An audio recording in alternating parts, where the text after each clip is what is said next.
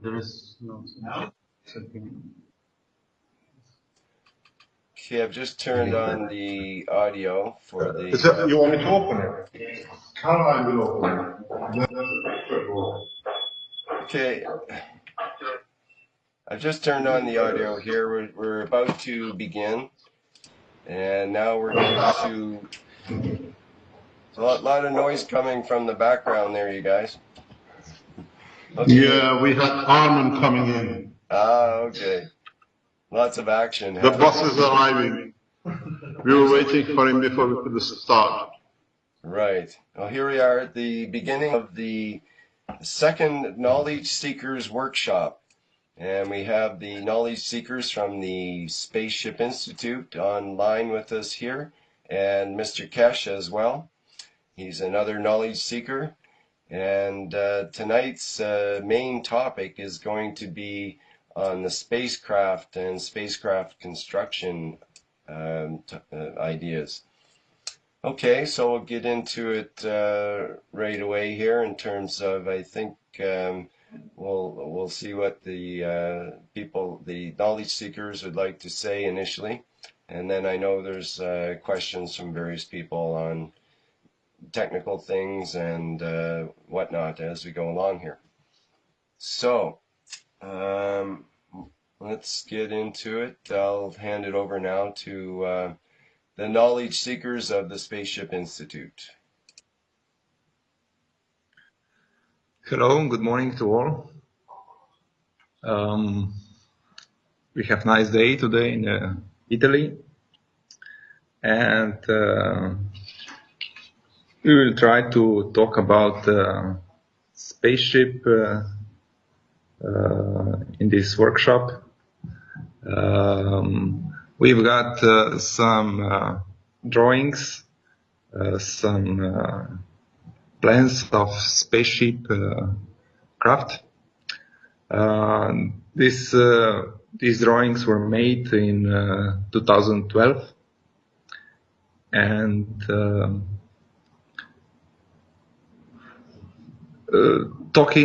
talks have been started to start building this craft.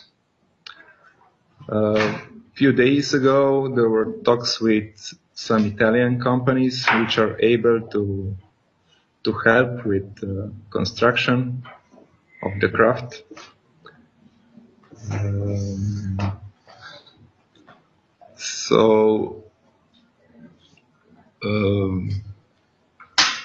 Actually, it was already last week then that what was announced on the radio show that foundation has started to raise funds for the construction of the spaceship. We are also announced that in May or June we accept the second generation of knowledge seekers who can help us with building of the spaceship. We need people with design capabilities, with knowledge of gas control, computer programmers, and other profiles. So this is for start from me. I will give microphone to other knowledge seekers. So buckle up. So, quick question. Do these guys for May need to pay 20,000? Yes. The fee is still stays the same. Ah, okay. Thank you. You're welcome. You guys have any questions that I can answer?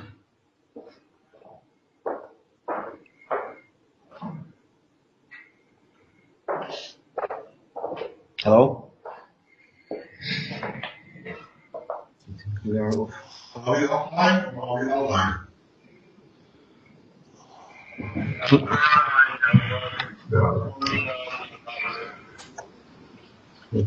I just asked a question. Is there anybody who wants to know any specifics that I can answer? In your schedule for the spaceship, are you planning to have the functional one for 500 people at the end of this year, or just a prototype at the end of this year? Yes, functional one. By the end of this year? Definitely. That is the target. The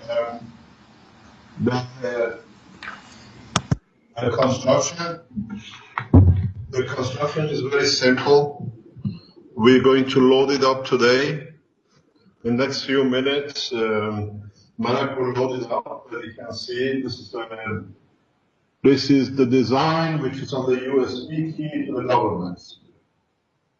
This is another release from what people have been asking us to release, what's been given to the government. So what you see, the documents are signed and issued, which means that the certified qualified papers, which been given in the USB key in the last times to the government. We will make a very important and radical news about the USB next Thursday.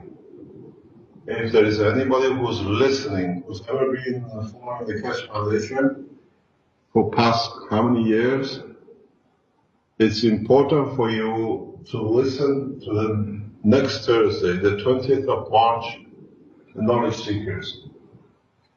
We cannot disclose anything at the moment. There are some things need to be moved and put in the right way. But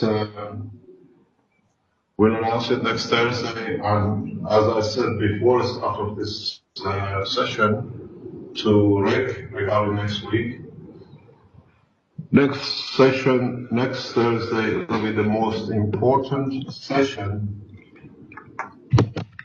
we have ever held by the Keshe Foundation. I think when we release the information, it'll be apparent to people why. But hopefully the table of 8 will be full next week. That as a knowledge seekers panel, we can announce it together. Those who understand how the structure of the Keshe Foundation Space Institute run is that we have brought in 8 members of world public who become knowledge seekers, and the decisions for the foundation from now on sits with the 8 members of the panel around this table. So we should have 8 next week. This week, 1 is in 2 are in Belgium. 1 is still in Africa. He hasn't arrived yet. And 1, our Japanese colleague, will arrive later on this morning. And the whole of the spaceship technology will be released in the next few minutes. And you can download the pictures. You can look at the pictures. We have brought in the people who produce aircrafts or involved in the space program, not the space program, but the aircraft industry, to assist us with their knowledge for building of the system. As Marco told you earlier, they were here, part of the organization this week, and the meetings with them will follow the same usual way. The design and the full development will be gifted to the Italian nation as their companies are producing it. So in moving to Italy, whatever we develop here as a system of this nation at the moment, all our work is given to the nation directly. So the spacecraft will not be built by the Foundation, by the Space Institute, will be done by the Space Institute panel and other scientists who join us, but will be manufactured and produced by the Italian space program, or what they call aircraft industry. This is where we are at the moment, unless the position changes. And the way we gave the power generator to the Italian manufacturers, they are working on it to produce their way. I heard this week that they even modified again this week their systems, they brought in new parts for their system. So once we receive the, the pre-manufacturing unit from them, we will announce it. They know that the technology is free to the world, so they're developing it for the rest of us. The same way the spaceship craft will be manufactured by the Italians for the rest of the world, but there is a big problem or other problem.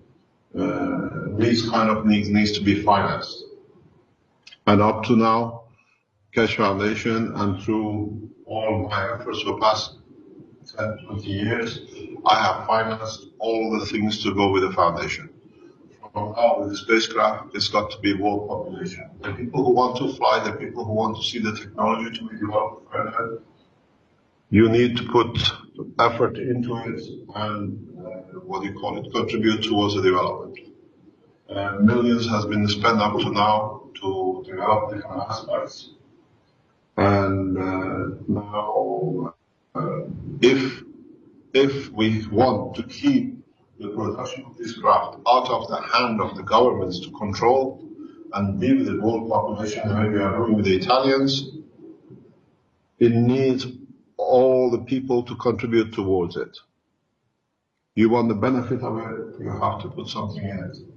The foundation has estimated about 50 to 55 million initial cost, and the Italian company will cover their part, and we see our part of about that amount. And we need to raise around about 1 to 2 million a week to meet this demand. There's no use saying you build the craft when it will be built. It's from now on what we put in it. You have to find a way to finance this, because this budget at this rate is beyond the capability of the foundation. Unless a millionaire gives us 100 million, says, okay, you can build it. So then they dictate what we have to do. They say what we can do. We done it in small bits. We financed it over years. But now to produce such a craft at a minimum cost of about 50 million, it needs world population support. Those who've been waiting to fly and hoping they'll do it for us the way everybody starts to wait for the energy and then start for the materials. We are giving everything we're developing freely out, but the spaceship is a costly matter, not only scientifically, it's producing materials. You're talking about the craft around about 40 to 55 meter diameter. You're talking about the construction of about 3 to 4 floors high. You're talking about auxiliary tanks, about 500 seats, and everything else which goes with the program like this. We don't have a black box, financing the way it's available to governments. As we said, this is the technology for the people, by the people. And now there is a panel here who control and looking through all the developments. And the next 25 will be actually a hand-on team, will be involved on a daily basis once they taught with the construction and the rest of it. That's why we're bringing them in. So you're talking about a huge construction business. The site we have, hopefully by next week, the agreements will be finalized in so many ways for different aspects of it.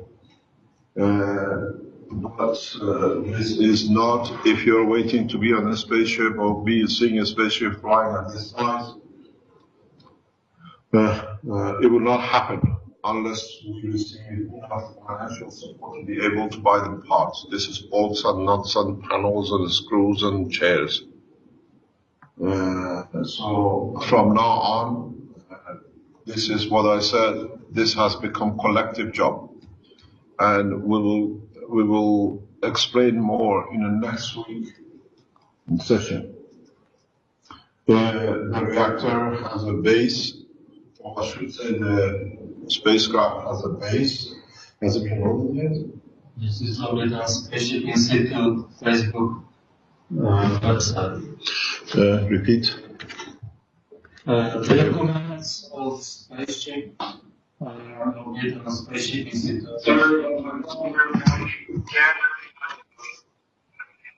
You gotta go closer.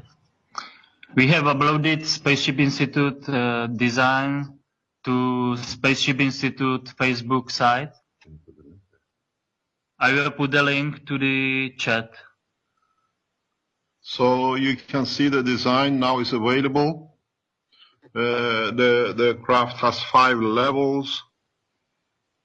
You have a level -2 or the below level where the 3 control operational reactor sit. You have -1 level, which is above. This is where the mother reactor sits. Mother reactor, if you look at the design number 2 level, you see that what we call the universal configuration for flight is followed. Center reactor in the middle on the -1 floor. 3 control reactors on -2 level. Then this allows us directional and vertical and submergence with the full shield capabilities. At the same time, you have the auxiliary tanks, all the materials which is needed. These tanks will initially be loaded if we need to, but these are for extraction of the material in a space. So you forever have a continuous supply of materials which are needed by like water, oxygen, and the rest of the materials in a daily need. These tanks are not, as you see, that they are limited. It's unlimited resources now that we start the conversion technology. And so once initially they are filled in a space, they'll be renewed directly. These make us totally independent of need to return to Earth to add up or top up or load up. So as you see, they are connected in the design -1. They are connected to the central reactor connection because you make your materials like water and hydrogen and oxygen and all other materials directly in conjunction with the magnetic fields of the reactors. Interaction of the both magnetic gravitational field between the 4 reactors. Yesterday, in our normal teaching lessons, we started understanding the operation of how producing material and how materials can be produced, with the show of what do you call it, the solid magnets, because you get the same effect in the plasma magnets. I think somebody will tell you what they learned yesterday, how to make something which has no more value anymore. Who wants to be the spokesman? The speaker. There we are. We got Marek. He'll explain to you what you all love to have and you thought is impossible. We've been taught how to make something with all of you, and has been the cause of the problem for mankind for centuries. There we are. Marek is here. Okay, so if you want to make some gold, there is a way. You can use reactor technology to produce whatever you need. It is to be used in the spaceship. And let's say to make some gold, we can use initially mercury and dope it with neutrons inside the reactor so that it creates instability and transforms the mercury into the gold, and meanwhile it releases helium, and this can continue to continuously change the mercury to gold while keeping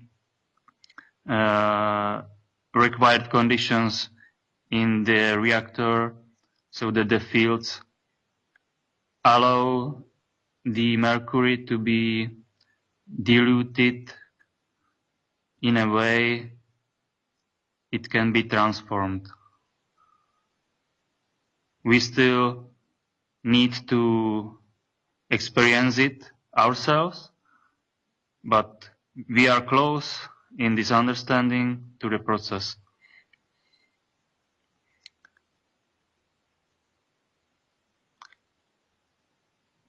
Any questions? Where do you place the mercury inside the reactor? You don't need to place the mercury inside the reactor. You can keep the mercury outside. By introduction of additional neutron, you unstable the mercury. It's very hard to extract a proton, an electron, and a neutron from mercury, but it's very easy to introduce it, unstable it. And you can produce at the same time. Yesterday we saw how a reactor can be used to produce on one side in interaction between two of the reactors water, while the other reactors is producing gold and the other reactor is producing like protein. We are running an experiment in conversion of gases into matter, which is one stage is already running for 24 hours, 48 hours now, today. 48 hours. Yeah. And in that process, I think we'll leave it to Armin to tell you what we saw on top of the water in one of the systems. Actually, we made a video, and we made a video, and we're gonna release it soon, and pictures, and you can see that we created galaxies, and each galaxies, each galaxies, there's a matter being producing, and we saw fat, which one of the actually containers we saw fat, and it clearly shows that. But not each container, it's changing the color differently. So actually, we're going to wait another 2-3 days, and we're going to have another video that we can show you the change. We created actually new life. We started with new life. And it's amazing. It's so simple and it's amazing. Change of magnetic field, it's a totally different understanding, guys. When we break out from the macro level, we can understand that the fields control everything. You change the fields and it's going to be changed. Environment is very important. It affects. And you can see if the small reactor we call reactor because it is a reactor, but for you, you're going to look at it, it's a can. But it's a whole life is starting over there, just simply, putting one material, which has its own magnetic field. In gravitational wave. When I say magnetic, gravitational comes with it. So guys, it's a very, very deep changing everybody's knowledge about what we learned at schools.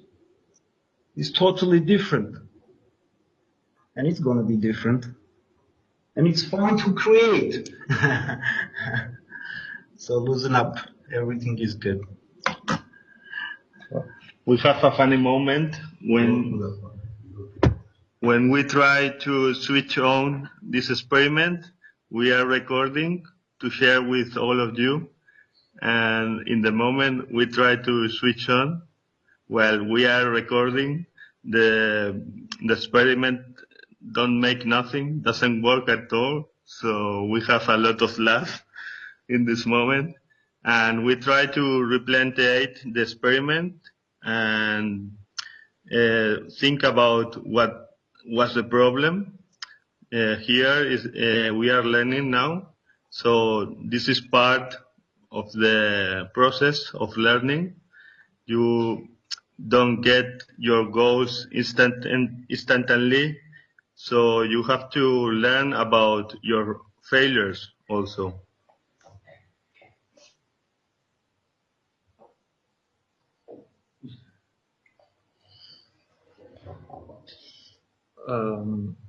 If we go a little bit into details of this experiment, I will try to describe a little bit of this experiment, what actually is going on with my understanding at the moment. We are trying to replicate the environment or conditions which are happening in our body.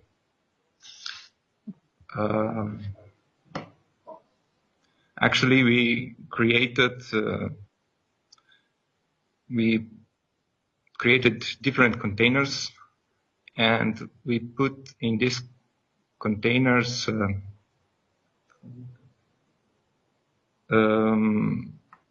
two different electrodes, one coated with nanomaterial, and one electrode is single, just the metal. We used copper, but we can use also other metals. And we put in this container also salt solution. Salt solution is used also in salt. Different salts are used also in our body. If we go to the health section and people who are familiar with homeopathy, they can tell us more about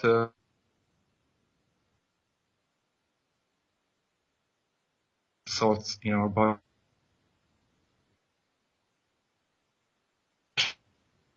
Salts are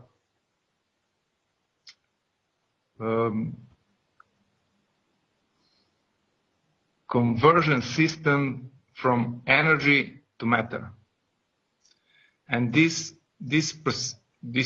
procedure happens all the time in our body.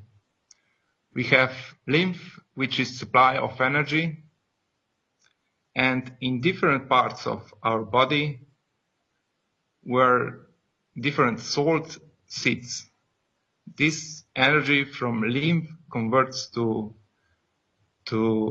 matter, but not in matter as we know. It is Ganz state of matter.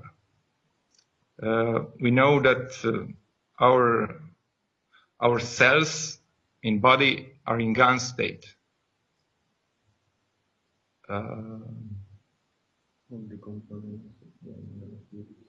Yeah, all the components, if you look, the amino acids, we have oxygen, we have nitrogen, we have carbon, we have hydrogen. So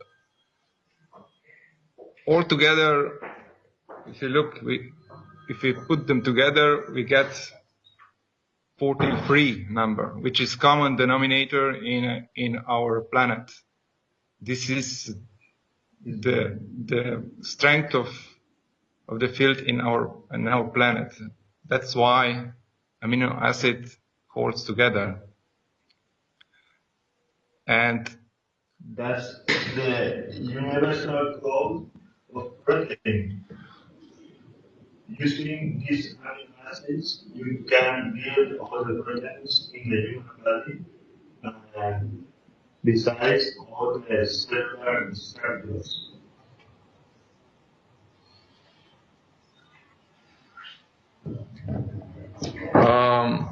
Maybe we can give microphone to other people in our call that they can correct us. Elia, please, you're a medical person, so I would like to hear your opinion.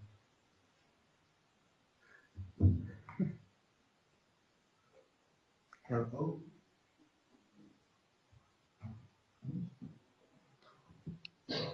Hello.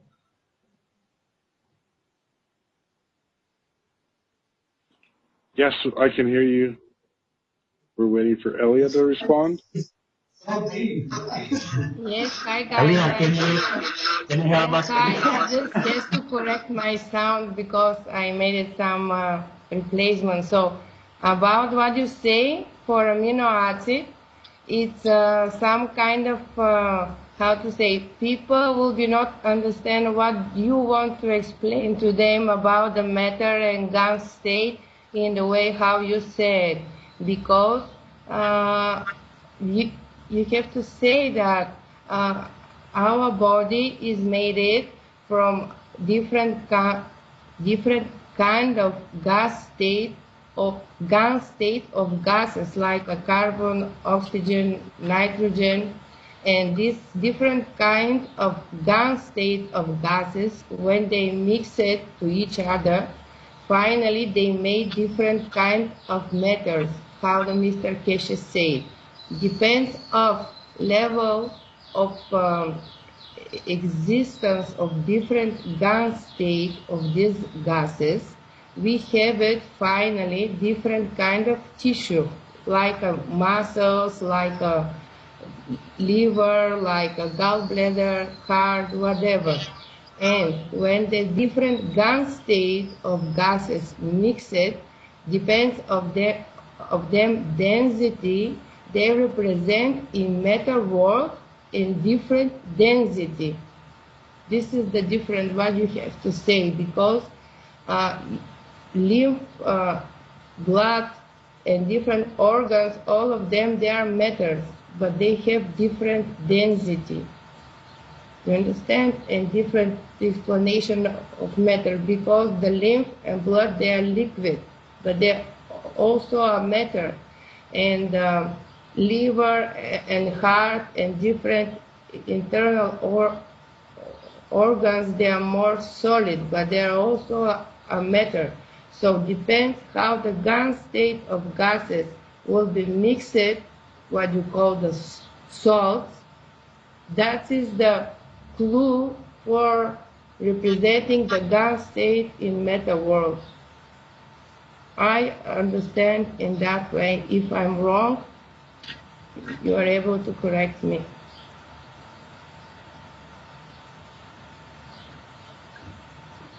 That's for my state. No, everybody is right their own way, Elia. Yeah, I'm listening.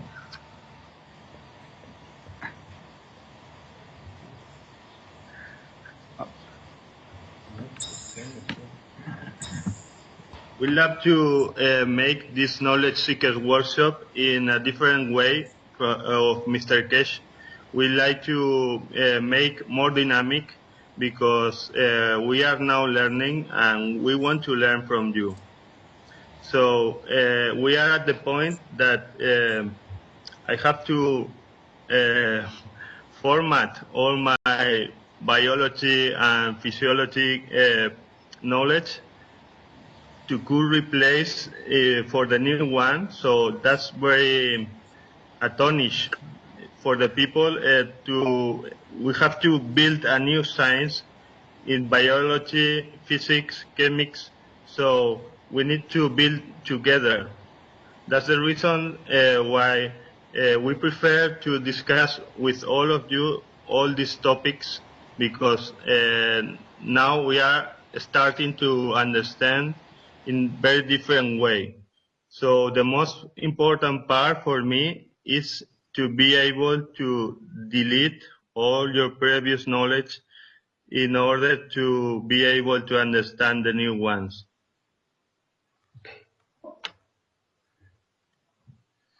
It's painful for a moment, but it's so different feeling you're gonna feel. Okay, so what is the right explanation then? Right explanation about guns? Yeah, because about what we're speaking about the matter and the gas state in the human body, and how the gas state of the gases makes the matter. If I'm wrong, It's all about the fields. Salts, they are settlers. Yeah, that I'm saying. So this is the mix. Every salt is, settles certain matter.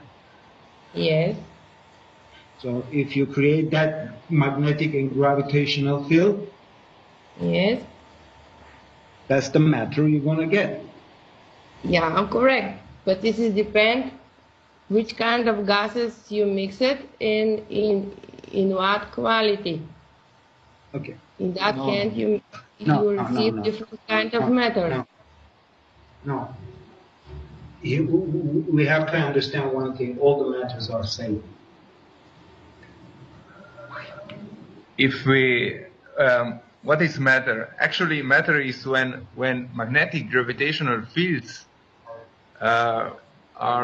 lose some of their strength, and when they come to the strength of the matter, then we observe them as matter.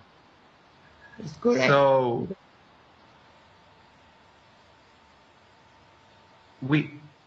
in experiment that we are running right now, we have put salty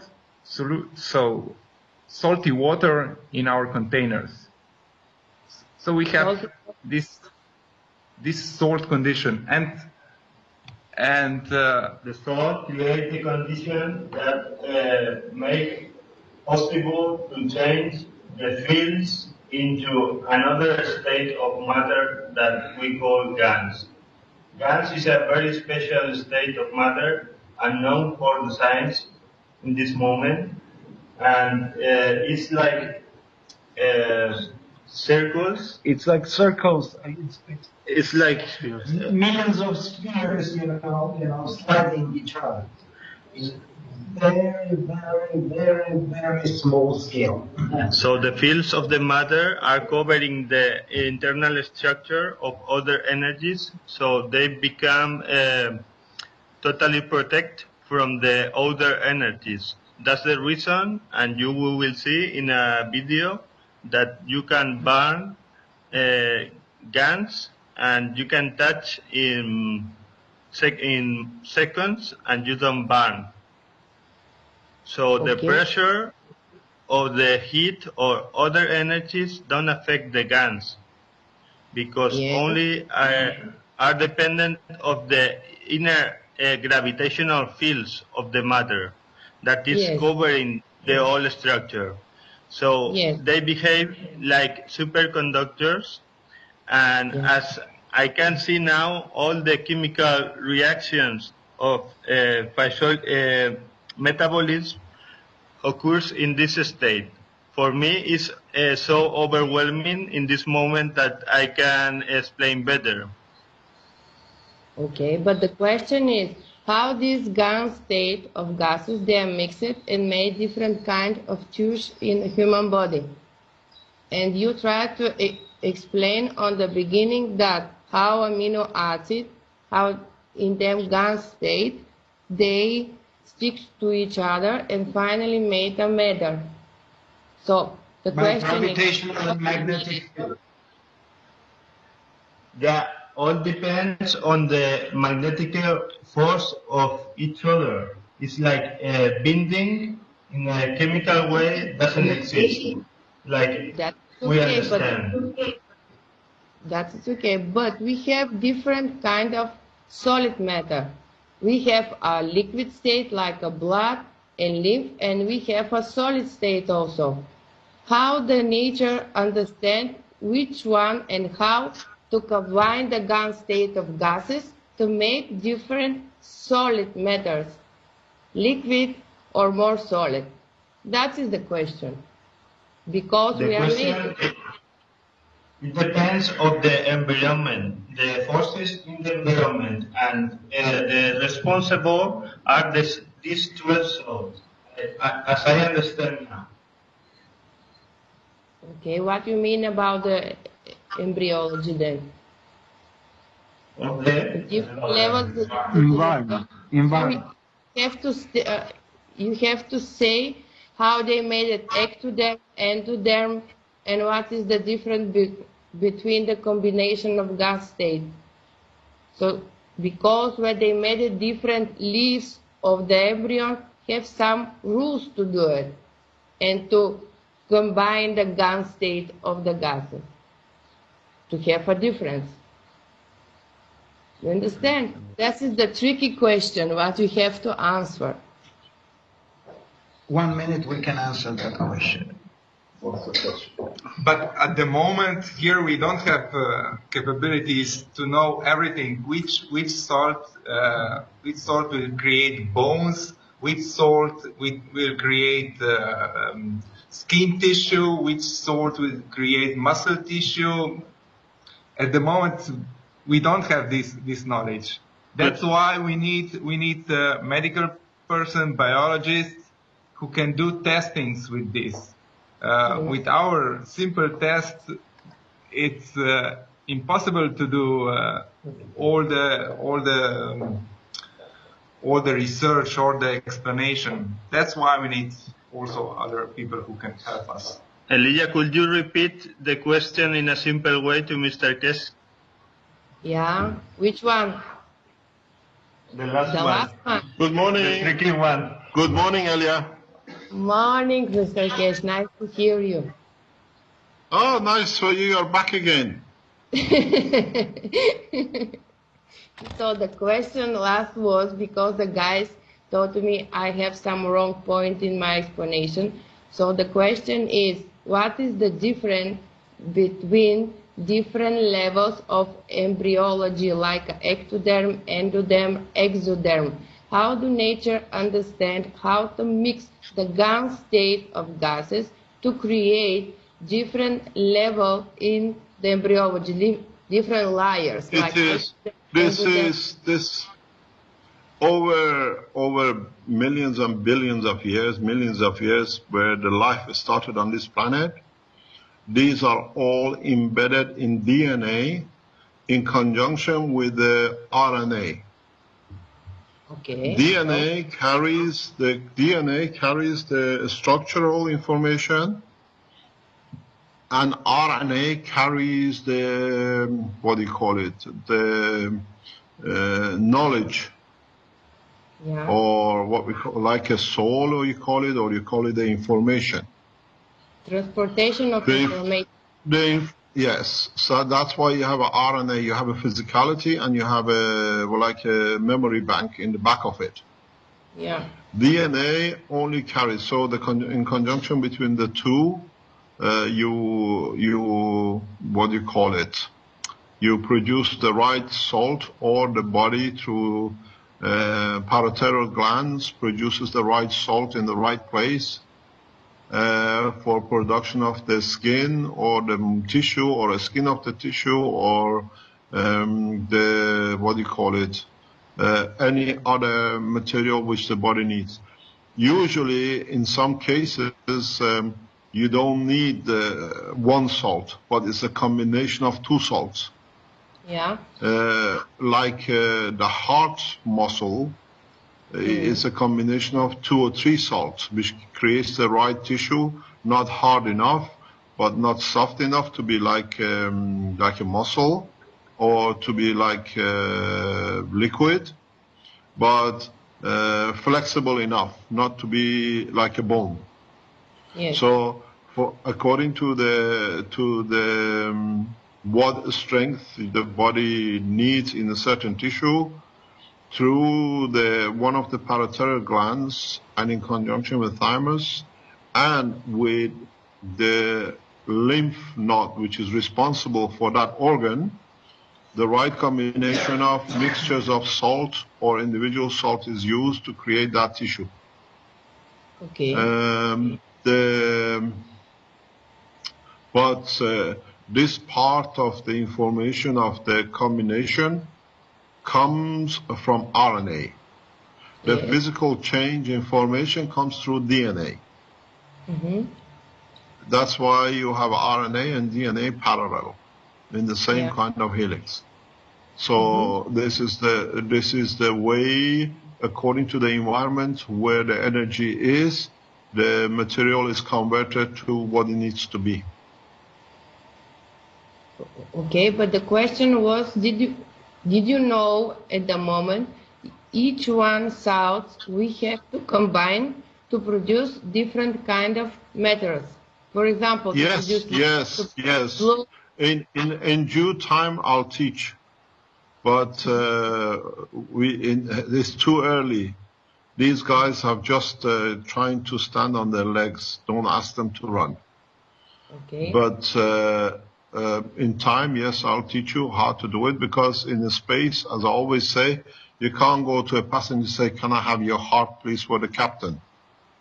You should be able to produce, if you understand the combination the right way. You can even carry emotions to the heart through the RNA. So this can be done. Okay. This is part of the process of the development. I have to announce this is the next step in part of the process of teaching. If they allow us to stay online, and if they allow us to what do you call it, to be able to teach, we teach everything. As you know, as I explained in the other workshops, there is it's a huge apparatus has run around trying to bring the foundation down. So we have to be alert and aware of it, because we are putting too much technology out. As you saw this week, for 3 seconds they managed to load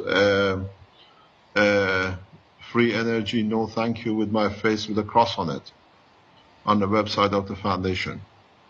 Yes. This is not one man, it's a huge organization is running around. They're trying to bring a criminal case that they can shut the technology down. And so we go as far as we can, the way we can teach.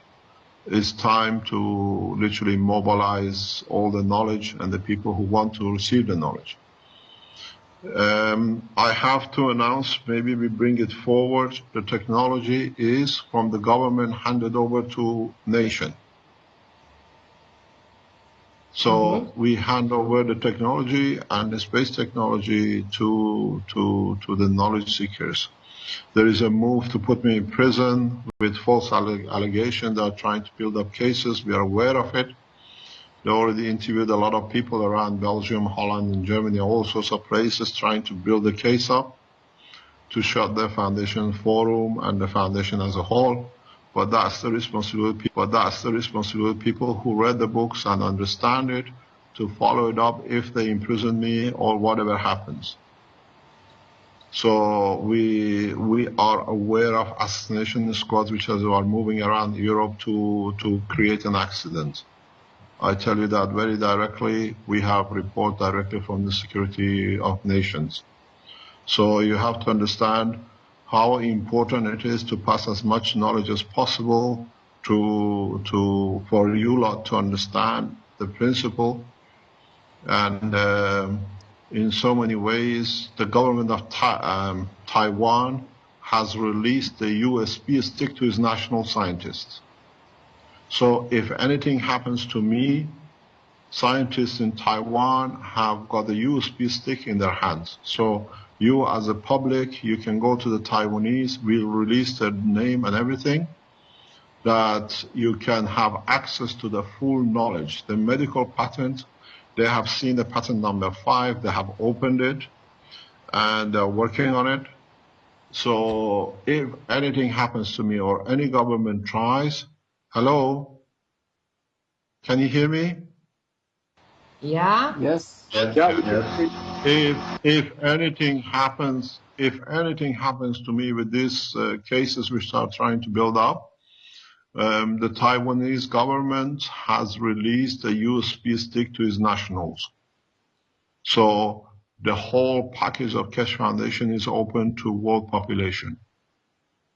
And in those patents, there is enough information to handle the medical side, to handle the nanomaterial energy production, and the other 2 patents.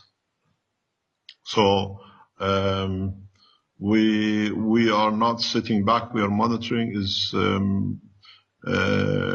The knowledge seekers have seen how easy it is to use to produce protein in a simple, actually like a Coca-Cola bottle again, using the nanomaterials you produce. The spaceship program will carry on the way it is. They will try to block us, but the time of the old is finished. The time of what they've been trying to block us is finished. There is enough knowledge, there is enough books sold, there is enough patent go. We released the Taiwanese, that we asked the Taiwanese to release the full package of USB stick worldwide. It'll be done, but in a secure way.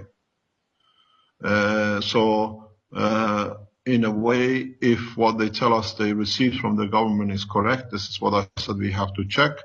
We have to check.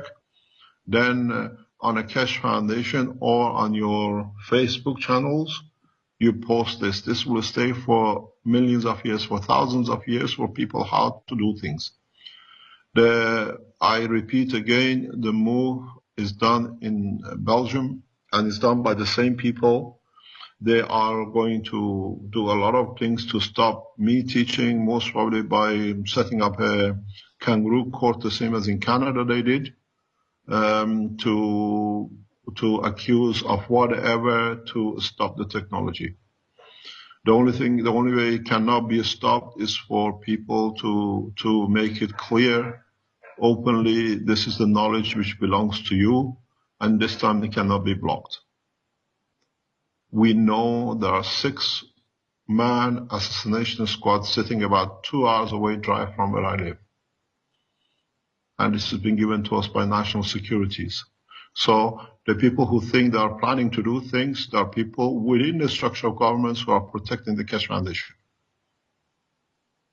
The Keshe Foundation website most probably will be filtered that you cannot reach it. You set up alternative websites or whatever to carry on with the work. This is very, very clear. This is not something to create a hype. When you hear it, then say, oh, he said it 2 weeks ago, 3 weeks ago. So as they think these people are doing things to stop you learning and teaching and getting yourself sorted for not a free energy, but a free life, but in collaboration with the cooperation with the governments and what you call multinationals, this is the stupidity of what they don't see. You cannot kill a prophet of God. That's the bottom line.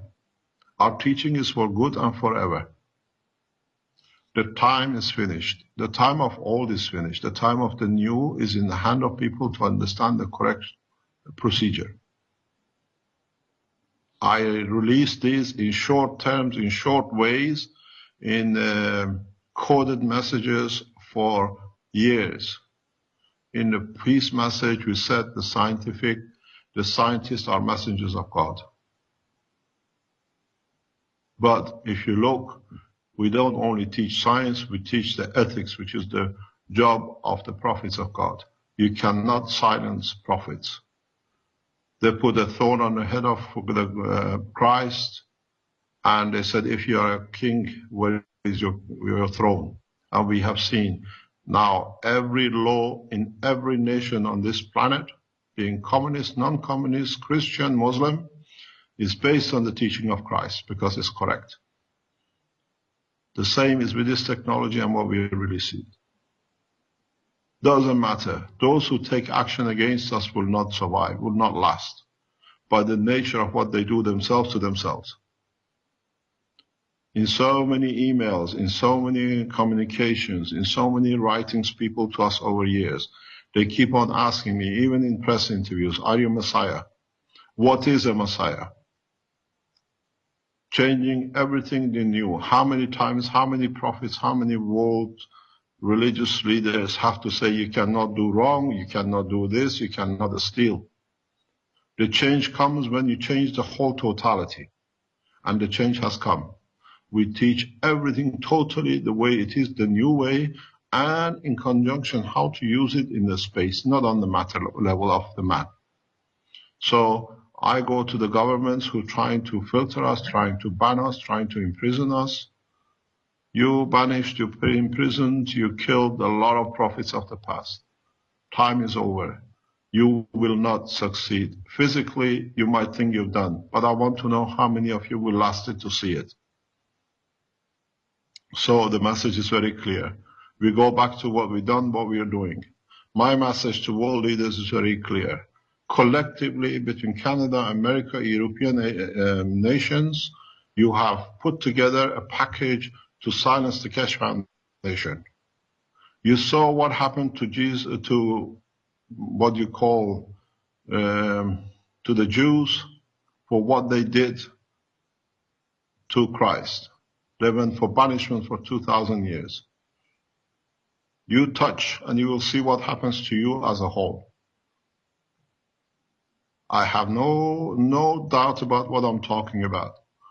Before you think to harm me or to harm the foundation, to harm the panel, you have picked up something which you don't not even understand.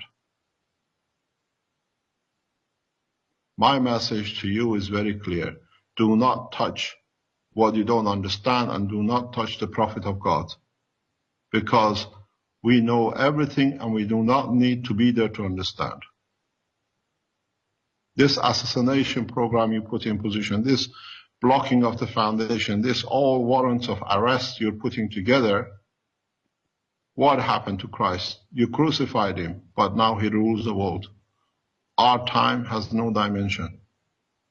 That's my clear message. And if those people who don't understand or pretend not to understand, they say you call yourself a prophet or Messiah, I don't call myself nothing. But the message what we brought, it will last beyond the kings who are temporarily on this small piece of a dust of the universe. I'm very clear to His Excellency President Obama, stop the procedure of planning or your government or Canadian government or European government to block us or for my assassination. The body will go, but the soul will be here and you have to live with it. Thank you very much. We go back to the spaceship program. If you look at the second floor of the, or what we call the zero floor of the space program, of the spacecraft, this accommodation is a 40-meter diameter with seating facilities and a control room. And this control room, these seating facilities, you can accommodate in a circle. These crafts do not have a front and a back. So if you're moving in one direction and you think you're facing the direction of motion, immediately, if you want to go in another direction, you don't turn the plane around. You just change the direction of the field force in one of the 3 reactors or 4 reactors in combination. So the seating capacity in these systems is not foreseen to be like an aircraft facing one direction. You can make them that way, but it is very much circle, like a football pitch. And that's why you can carry a very large number of people. The feeding in these processes is very, very simple. You absorb most of the energy from the environment of the craft. So you'll find out you don't need to produce that much food to sustain the body. You create through your reactors energy which is in the dilution position that the body can absorb to live. So, as I always said in my talks, what we eat is 20% of the total energy we need for sustaining the physical side of the operation. 80% of the energy is absorbed by the brain and the skin directly. So, in so many ways, your brain, your skull, the skull on the head of the man, is a filtering system for the energy which, through the liquid of the brain, balances that the body can absorb. In these crafts, you feed your passengers through the same way. What this means, if this is, do you understand, Elia? Yes, sir. I'm listening. Yeah. Okay. In this process, I've said this before. If you understand, if you remember in some of my talks in the past, we know that astronauts, the very first astronauts went to space, or cosmonauts, explained to us that they see flashes in their eyes, which was the radiation which goes through the skull and through the brain. And when it reaches the water of the eye, it releases the energy of a photon that used to be like a flash in the eye. Nowadays, all the astronauts, anyone who's in the space lab, report this effect all the time. Some shielding has been put to reduce the radiation, but some radiations are so strong that when they pass the wall of the, the space lab, they still go through and they reduce in the eye, in the salt of the eye, in the water of the eye, and they become a photon. So, by the same principle, you understand the energies of the brain, most of the energy of the brain, what a brain needs to work for its function, is absorbed through the same kind of radiation which go through the skull, and they reduce through the salt, and they get absorbed by the body or by the brain. So in reality, you can do the same thing in your aircraft. In your spacecraft in the future, you do not need to sustain a large mass food consumption, because the food is to create that energy. You can feed your passengers on all the floors, literally through the environment, majority of it through the environment. You don't need to carry all these, pre-packed frozen foods and dehydrated foods. You don't need to change anything to be able to produce different materials. You produce one material, which the easiest one is the breathing of the CO2. Then you convert the gans of CO2 in the flavor and the food you like to have. Because the human being breathes out CO2 that continuously supply you. So you need to have a good supply of nitrogen and a little bit of oxygen. And the rest, the breathing out of the man is exhaling, will give you, through the conversion which the knowledge seekers are doing now in the lab, through a small salt or magnetic field of a salt into a matter, and then you flavor the matter or you change the matter the way you like. You shape it the color you like.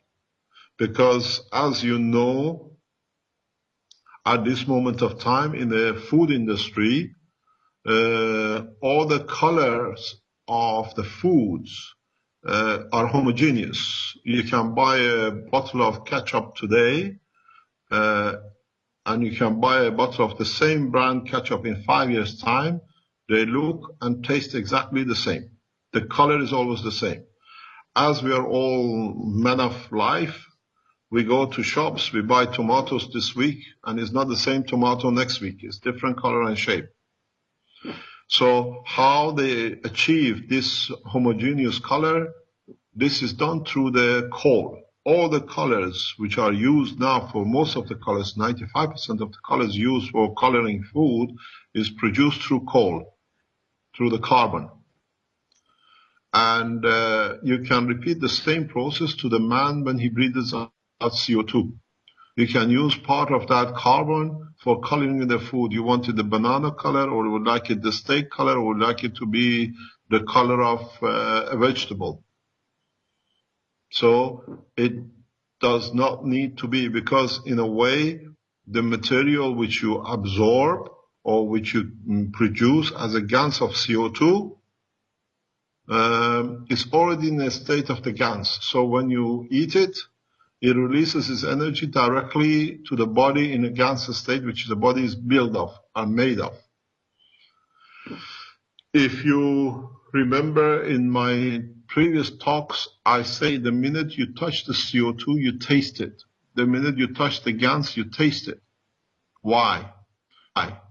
Because its gravitational magnetic field is in the gas state, is in the state of your own body. So this explains more in the bits which we've been teaching past months and years. Why? Now everything comes together. So you will find out in most of these control systems, you need to only produce 2 or 3 materials as a reserve. Fusion does not happen in the universe. At the moment, man has the biggest problem fusing 2 atoms of hydrogen. How can they fuse to make food of, let's say, nitrogen or whatever, or calcium? The way you do it, you achieve gas state, and the mixture of different gases, you achieve the release of the energy in the level which the body needs. It will do it internally itself. So you convert the conversion of energy to gas, and then when you reheat it, it becomes gas back to energy which your body needs. It's a much simpler process. It's not in a matter state. Matter state is conditioned to the environmental magnetic fields like temperature and pressure. Gas is independent and is independent of the environmental. In the videos which the knowledge seekers are making, then we show how we do everything to try to destroy this gas once they come out of the Coca-Cola bottles. You can put acid on it, you can put caustic on it, you can do all sorts of things with it. You cannot destroy it. Because when you convert energy to, or gases to gas, you release energy. And if you can put back the same energy in the gas will convert back to the gas. This is why when we cremate the body of the man, we are left with the salt. Because part of the process of burning the fire gives the same gravitational magnetic field back to the gas for it to be converted into a gas. So in fact, if you can control a crematorium where you cremate a body, and you can absorb all the gases and hold them and put them through the salt position, you can have the body of the man back. But you got to know which part goes where. This is the reality about the creation. As much as we call about the conservation of energy, this is the conservation of magnetic gravitational field. So if you cremate or you burn something, because you give the same gravitational magnetic field energy back to the gas, it converts back to the gas. And if you get the same gas and put it through the same salt processing, make it a gas, where through the salt you absorb or you release part of the gravitational magnetic field of the gas, which we use it to run a motor or we show it as a light, then you have a gas. This is the secret about the creation. Up to now, you are used to pressure and temperature to go from solid to gas to liquid, or solid to liquid to gas. Depends which one combination of which two or one you use. Now, the new conversion is taking or adding to the mass of the gravitational magnetic field of a matter. If you bring it into a plasma condition, you put as much as you like a plasma of plutonium, or you can put the plasma of a neutron and you get a neutron or you get a plutonium. It's just the size of the entity, the quantity in it. As I always say, it's a quantity in the entity. Proton, neutron, electron. You add more of the same in a plasma, you get a bigger plasma with a bigger. So for a gold, you call it so many electrons and so many protons. For hydrogen, you have 1 or 2 electrons and protons. So if you understand the size of the package, you just add that number into the package, you get what you need. It's very much like making an ice cream. The more milk you put in, the bigger ice cream you get. With this process, the same thing is the more you put energy and magnetic field, gravitational field of an entity, that's what you're going to get.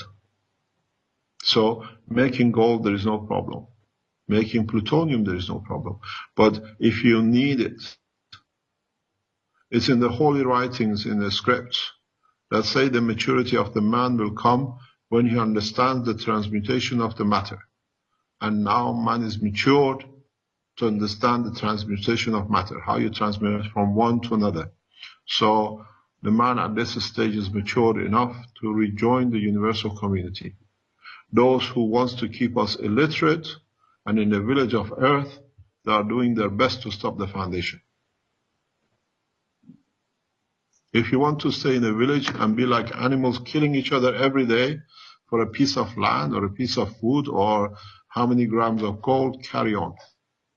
We have opened the knowledge of God and the universe to you all. And you have to understand how simple it is. Man has reached the point of maturity. But, like every family, when you have a child in the first class, you can't teach him about chemistry, which is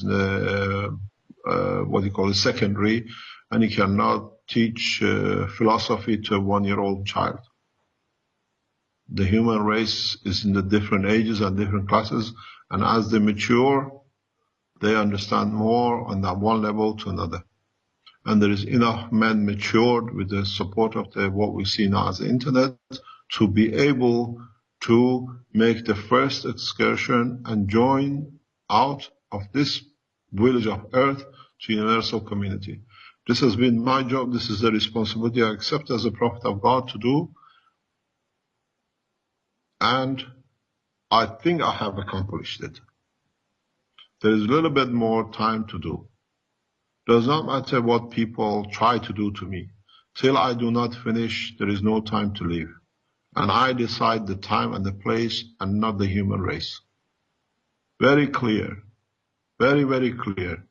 Our job is to make sure this process goes through smoothly.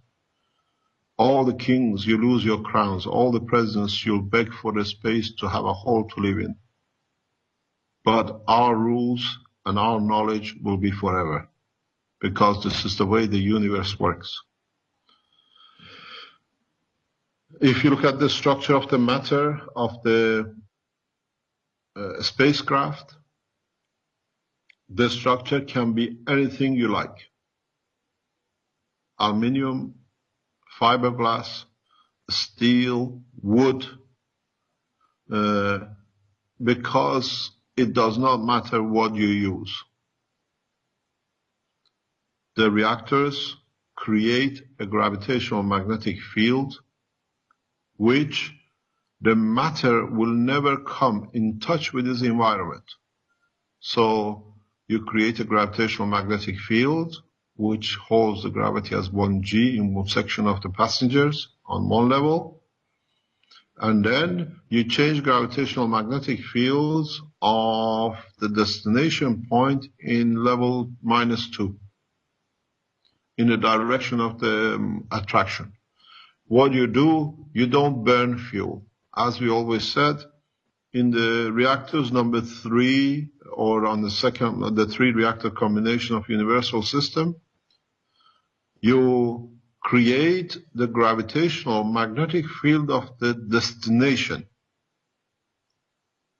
be it next planet, be it in the center of a sun, be it another galaxy. You get attracted to that point because you tune into the magnetic fields of that position. Are we still online? Can you hear me? Yes. Yes. So, in fact, if this is, yesterday I showed the knowledge seekers the difference between a solid magnet and a ring magnet, what we call the O-ring magnets. If you want to understand the working of a plasma, buy different size dimensions O-ring magnets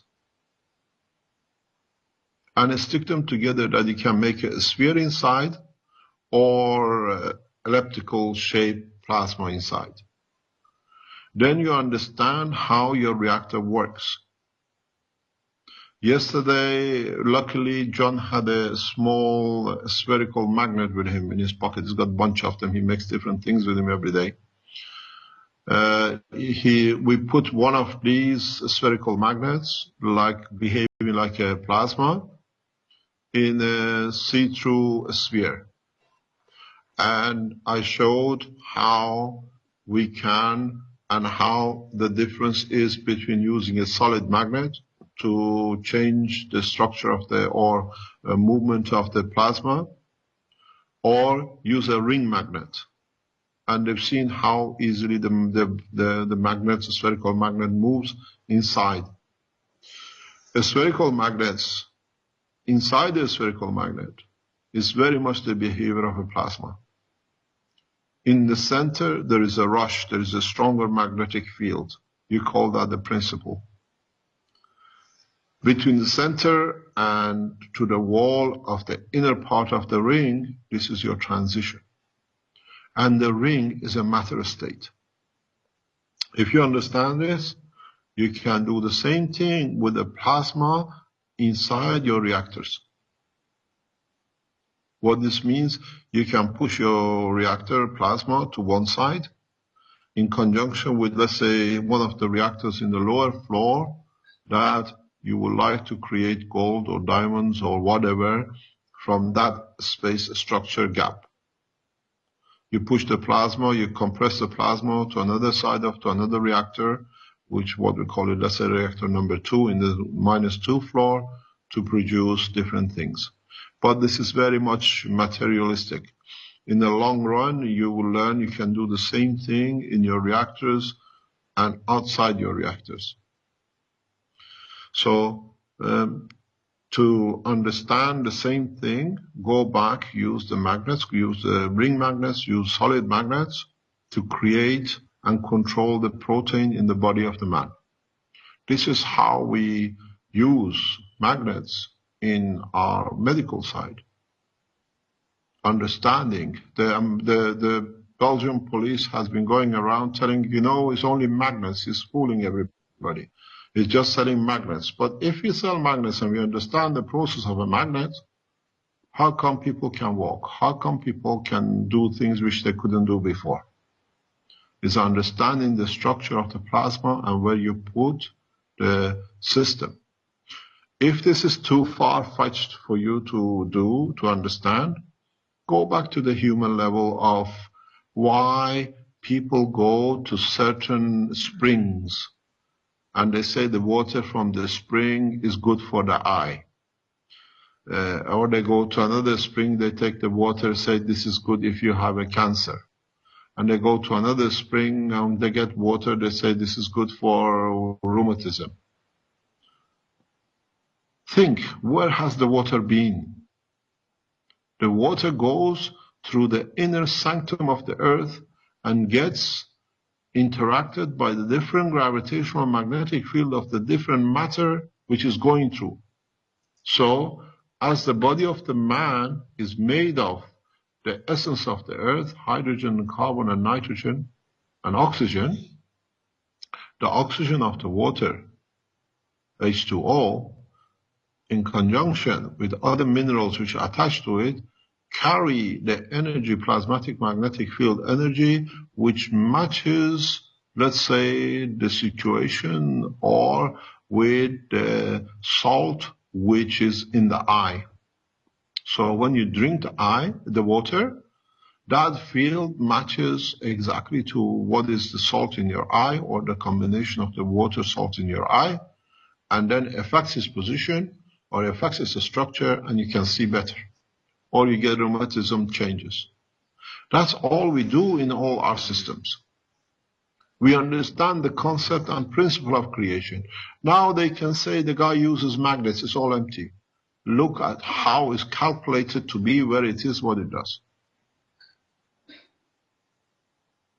And again, it's the same as what I said, is destination position. You target to go to moon. You make your reactors to get gravitational magnetic field of the moon. You don't burn any more energy. The space rocket, the space technology is finished, as we said all the time. Now there are 6-7 reactors running here in Italy, and we have given the design to the Italian manufacturers to produce the energy reactors. That's all it is. You produce gravitational magnetic field of the destination. Destination is Mars. Destination is Jupiter. Destination is the cell in your cancer. Destination is food in your stomach, what it can absorb. As we showed with Fukushima, there is no magic once you understand how simple it is. So, in your reactors, you can use your reactors, the combination of different fields of your reactors, if your passenger gets cancer, to sort the cancer out. You create the destination of the cancer, the cell, you can measure it, and what do? You can saturate it, or you can give instruction to place which controls the solidity of the matter in your body to not to solidify, not to become cancer. So your reactors in your spaceships, what we are going to develop, can be used in different way as your medicine system, as you produce what you need. Now you understand, in this graph which we now set out to produce, everything a man needs to be independent of this planet is in the hand of the man. Those who want to block us, to assassinate us, to stop the technology, are the ones who want to tie us to this planet, that they can abuse us. Where the man has the freedom to do what he likes in the freedom of the space. And I warn those leaders, I warn His Excellency President Obama, American government, Canadian government, and the European government. If we call for help, there will be no nation left.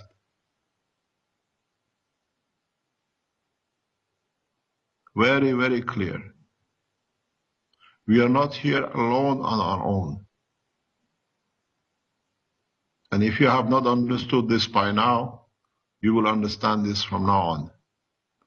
Work with us. We support workforce. We support new technology. We support new energy system. Your governments become richer because of us, not financially, but intellectually and morally. All these reactors, all these technologies create millions and millions of new research opportunities It creates opportunities beyond the dream of how much gold you want to put in the reserve. Block us, we wipe you out. Not me, but the process is very easy. You do it to yourself.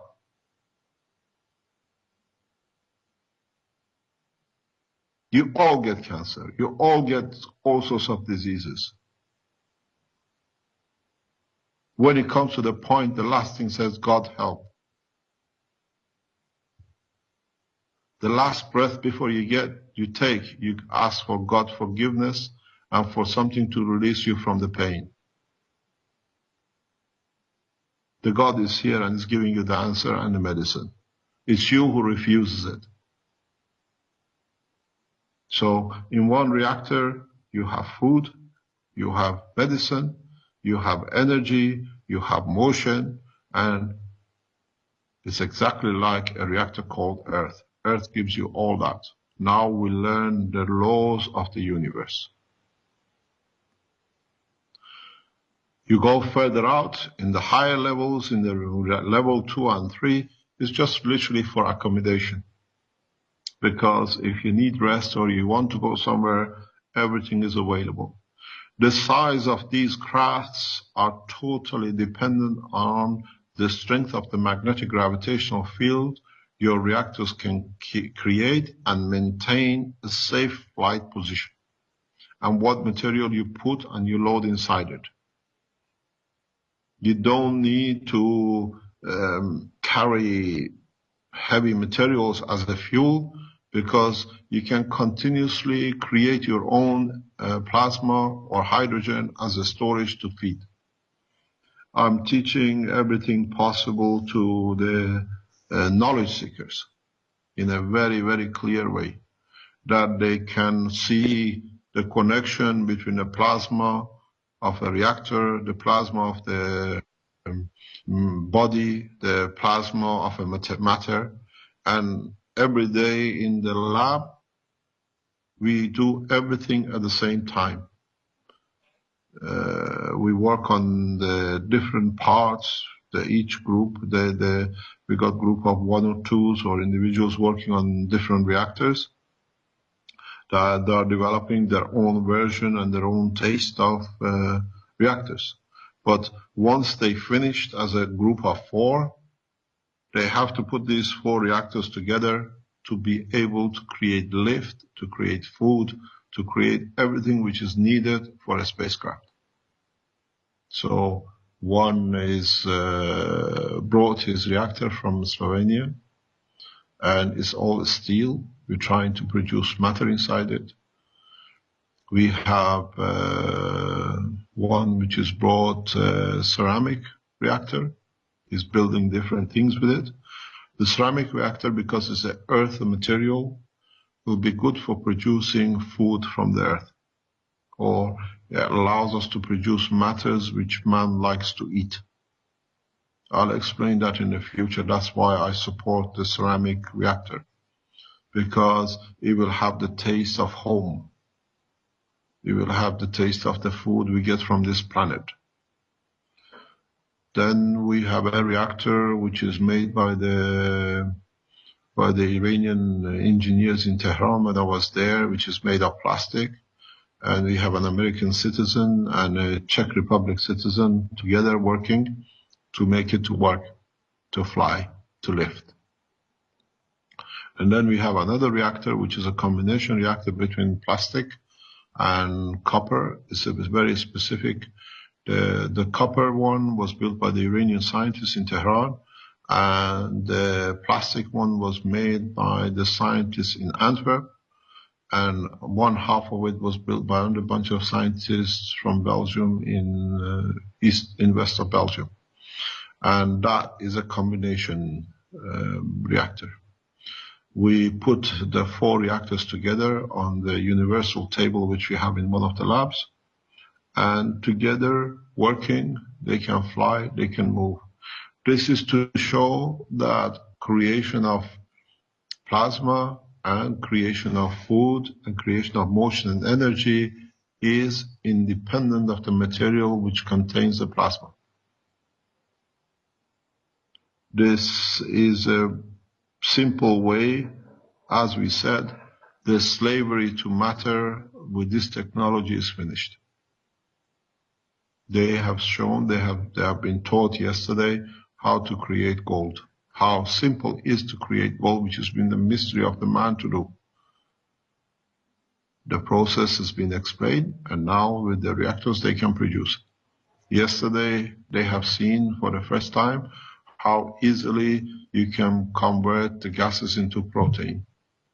And then they find out that today, maybe tomorrow, that the protein will disappear because the system condition changes. The protein, which is the nitrogen, gets dissolved back into the matter. So every point of the teaching in respect to these reactors, the space technology and the craft is done collectively. It's not done by one person. Because people who sit around this table have to understand everything. And they are taught the ethics, and they are taught the consequence of their decision making, psychologically, pressure-wise, and the rest. The same as with our medical reactors. They are all, if you decide, can interact with RNA and affect their psychology. If you look at your own brain, you have the inner brain. The inner brain is your RNA.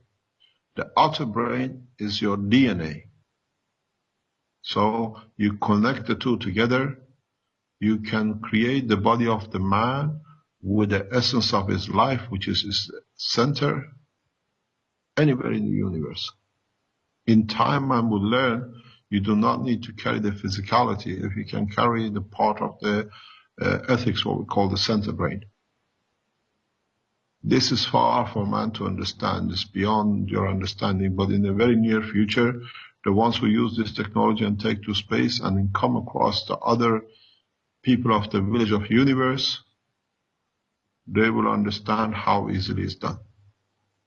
I go back to one thing because this is important. You'll understand very soon. I go back to the governments of United States, to the Canadian government and the European EU.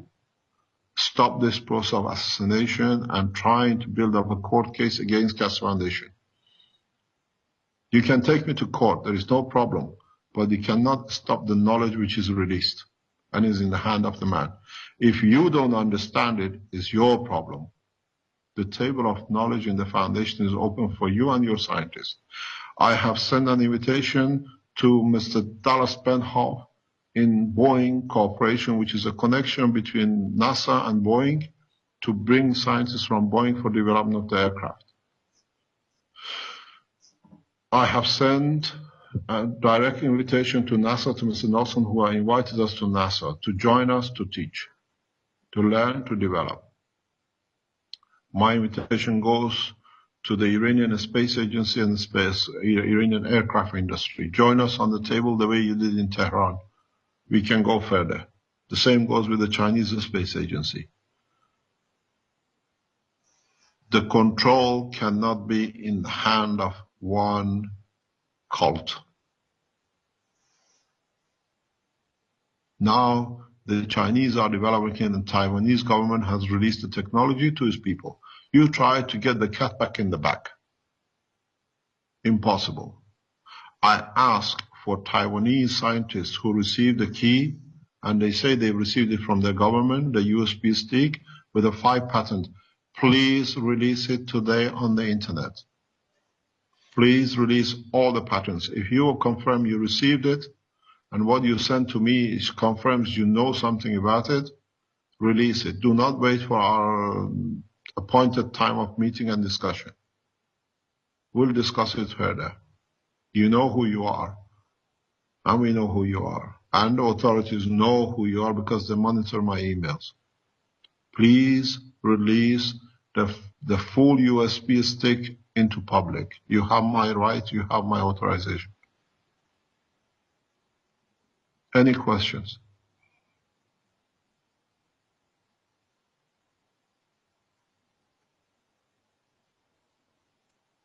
Hello?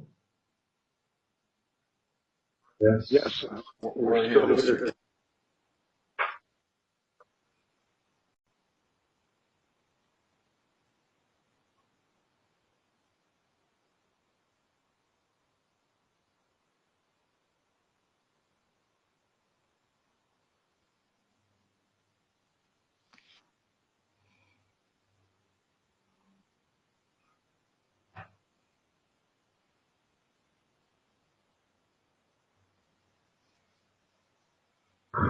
I have a question. Who's speaking? I'm here from the Netherlands group, from Belgium. Yes. Yes. And I'm busy with the nano-layering. I made some videos of it, and I wanted to know if I made some mistakes. I don't know. What have you done to it? Can you repeat, please? I've made videos of it. It's on my YouTube channel. Yes. And I wanted to know if I made some mistakes or something. I have not seen it. I'll look at it and I'll tell you later on through the knowledge seekers. Okay. I have another question about the amount of the gases or the hydrogen in the reactor. You talked about the start pressure 1 bar. Before you told us 1 centimeter cube is the amount of gas is too big in it. It's a little bit confusing. I tried several things to reduce the amount, but that's not really clear. The way I usually do the process, you have to understand. Once you coated your reactor, once you sealed your reactor, you create a very high vacuum in it and leave it for a day or two. There is a lot of noise in the background. This will allow any surface matter which is going to open up and to be released. Then you fill your cylinder, your your reactor, with hydrogen. Let's say if it depends on the size of your reactor, you fill it with, let's say if you use a 6 millimeter tube, put a valve on either end of the 10 centimeter, pick 10 centimeter, fill at 1 bar this centimeter with hydrogen, and then vacuum your system fully, and then open the gas to go in your chamber. So you fill the chamber only with hydrogen. Don't rotate, don't do anything. Leave it for maybe a day or so. The hydrogen goes in and fills up any gaps, or if there is any combination to be done, any chemical interaction. Then you evacuate your chamber again to the full. Then you repeat the process 2 or 3 times.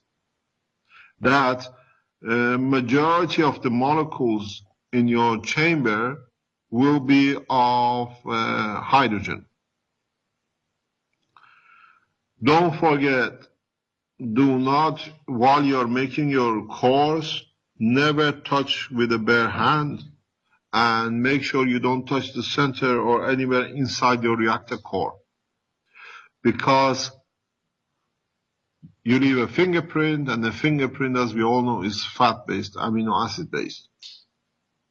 So you don't leave any fat inside. Then, when you've done this 2 or 3 times, then you vacuum your chamber. Then you choose, let's say, the minimum I've managed up to now to do because of the valves I use is 5 centimeter. Because you have to push your tube on one end into the valve, one side and the other side. So about 5 centimeter is the minimum I've managed to achieve, that I can keep some, I can see at least a bit of a pipe between the two, what do you call it, two valves. You fill in this with 1 bar of hydrogen. Then you connect the feeding side to, let's say, about 1 meter of pipe, which is vacuumed.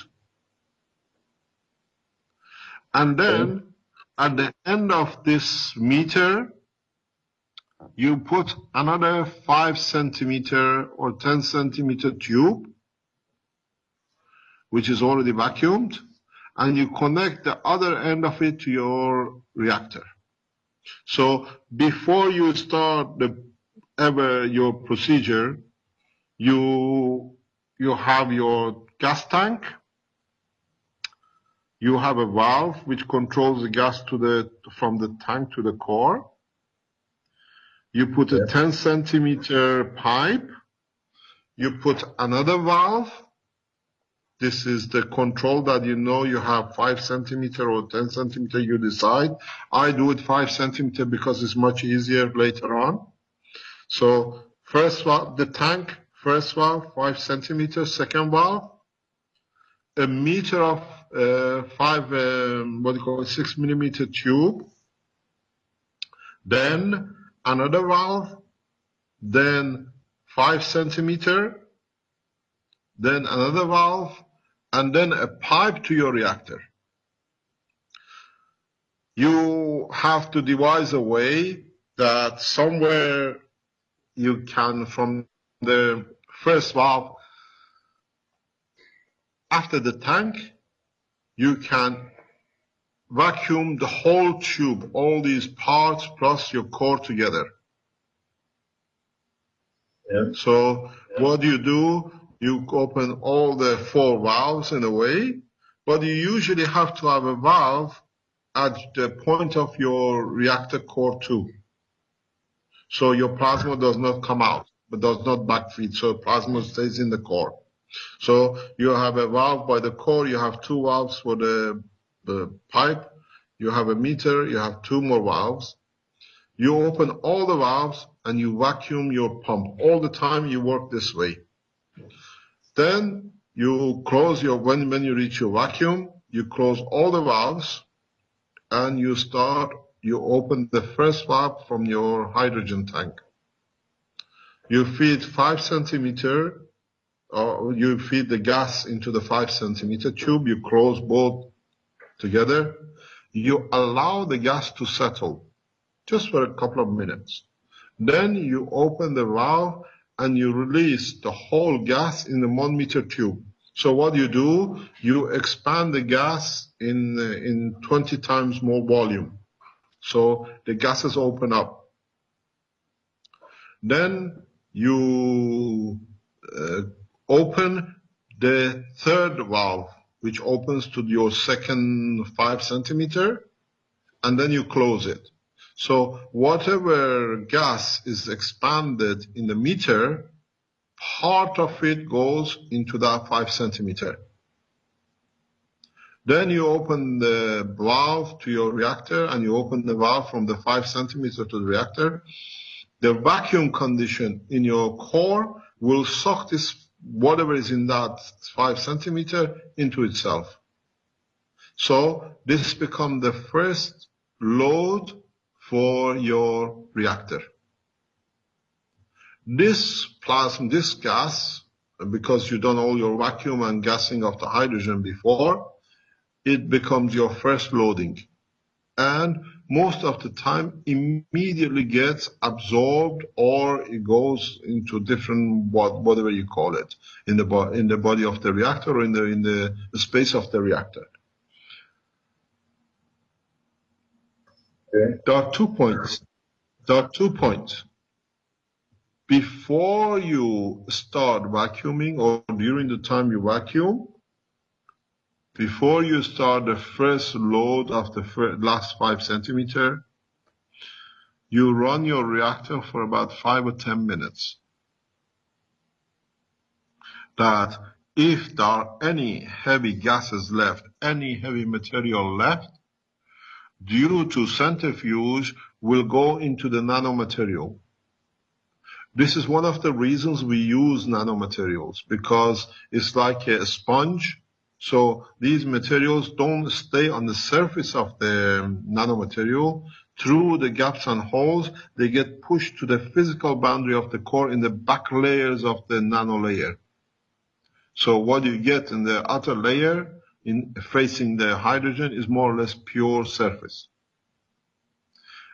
Now that you've fed your hydrogen in, the hydrogen opens up to the full volume of the nanomaterial. And as it's opening up very slowly, due to gravitational magnetic fields and the porosity of the nano layers, which are mostly in the gas state, electrons are absorbed in these gaps because they are more or less of the same matching. It's filtering. So you're going to be left with some plasma. If you have tools to monitor,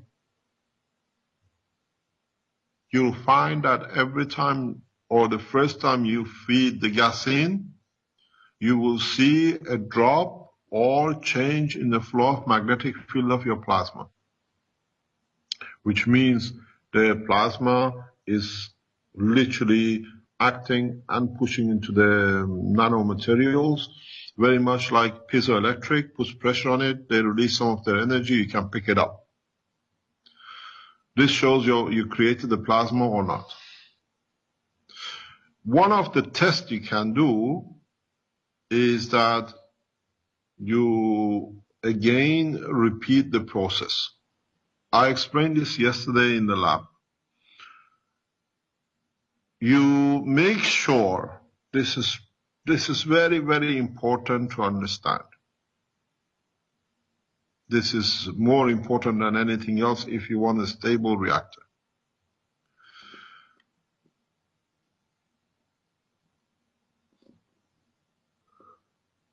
For a smooth, very, very smooth operation, never feed the gas into the center of the reactor. Because by laws of centrifuge and gravity and magnetic fields and vacuum, when you already create the plasma and you feed your second cycle of hydrogen in, the hydrogen has to go to the outer boundary. So it has to pass through the plasma which you created, it collapses your plasma. If I can explain, it's like when you put a pot on a cooker, you see the bubbles of hydrogen, oxygen coming all the way up to the top through the water.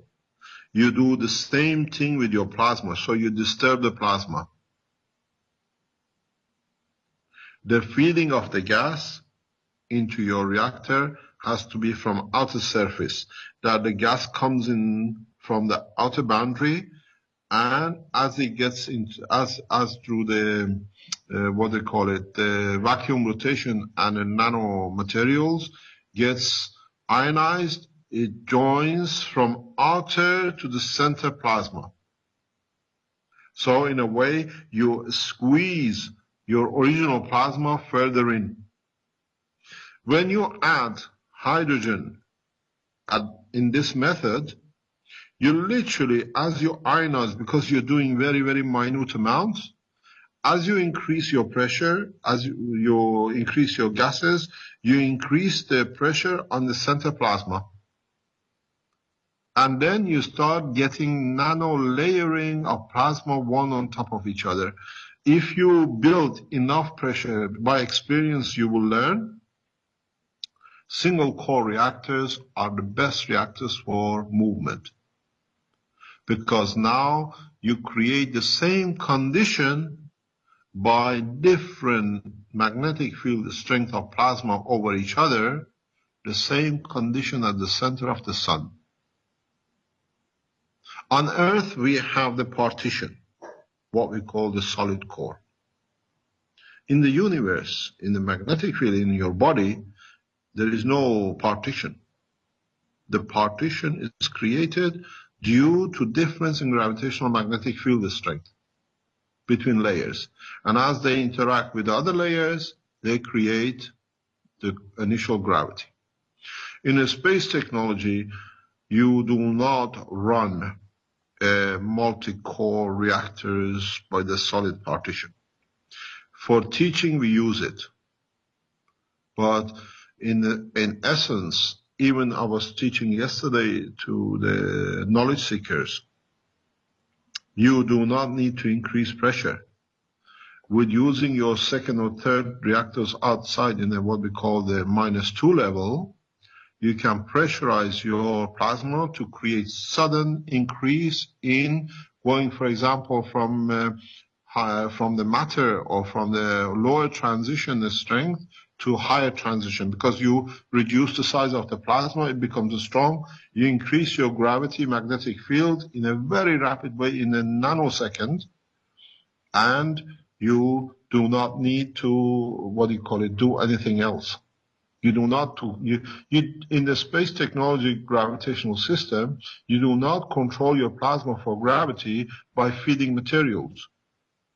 You control your gravitational magnetic field by squeezing and increasing the layers pressures on your center plasma, because it's always there. And your magnetic field production for the energy is in the same way. So you have to understand the operation. If you have a central column which feeds into a reactor, you need that central column for something else, but you got to make sure that your gases are not released through the central column tip. The gas has to be released where the central column comes into the core, at the right edge interface. Otherwise, you create a plasma and then says, oh, it doesn't work, because you created that bubble at the bottom of the cooking pot, and that bubble, due to gravitational magnetic field and due to rotation of core and through the vacuum condition, has to go to the outer boundary. So it has to go through your plasma. It disturbs the plasma. So you collapse the plasma. Now you made a thicker layer. Now your plasma is not in touch with your nano layer to be kept as a plasma. So you lose your plasma, so the system doesn't work. The process, you have to understand what you're doing. But we keep a center point in the plasma, nano-coated, because in fact we allow continuous, what we call like a principal point in the center of reactor. By keeping the central column in the center, and when you put nanomaterials on it, you don't allow your plasma to bubble. The reason for central column nano-coated, the way we always said, is not there to feed the gas in. The purpose for it is to have a center point that in high transformation, you keep a stable plasma. Your plasma doesn't go out to wobble and touch the walls and all sorts. The feeding has to come at the point of entry of the central column in your reactor. You feed, it's like you put a blanket on. Can you hear me? Yes, I don't have a central column. Yep. So, in fact, you create multi-layering through your hydrogen. And then you can create a multi-layering through nitrogen and argon or whatever in the same reactor or other reactors. And this gives you the effect of the salt proposition. What you nano layer as a layering in the reactor dictates how your reactor will be and what it can produce.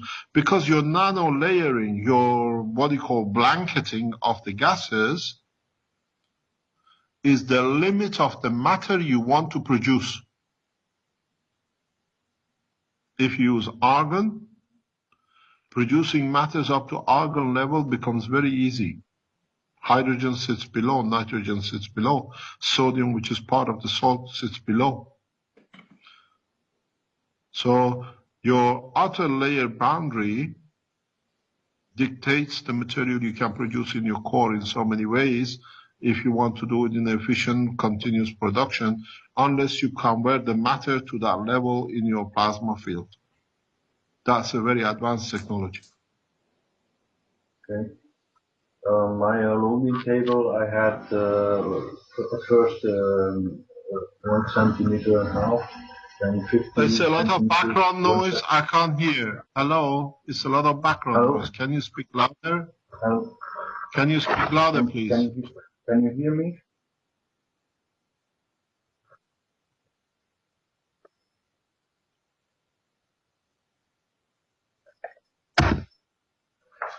Okay, can you hear me now? Yes, yes. It's maybe the mic on my laptop. I have a webcam also, and I didn't know which one works. Okay, can you hear me now? Yes, yes, yes, Okay, better. yeah. The loading table I used for the gases. I used at first 1 centimeter and a half, then 50 centimeters, then 1 centimeter, and then was the pipe to the collector, where all the gases mix, and after that was for loading in the reactor. So I started also with the 1 bar or half bar, and loaded that bar in 1 centimeter, 1 centimeter and a half pipe from diameter 6. That was the starting point. You mean you are mixing your gases before you feed them into the core? Yes, that was what I did. But and what did you get? It was only experimenting, you know. Yeah, I've done that. I know, but what did you get? I've done the same experiment as you, mixing and then loading in one go. I had nothing, but I was experimenting for the ceilings with the gases and that stuff. Yeah, it's also because I had a coating on the inside. At first we thought at calcium, but it's very difficult to get it and dangerous too. So now we know we can work with the nano layering, and the core halves are now almost in the 3rd stage of the layering. So it will be next week. I think they will be ready. I hope. And I teach you a trick. I teach you a trick.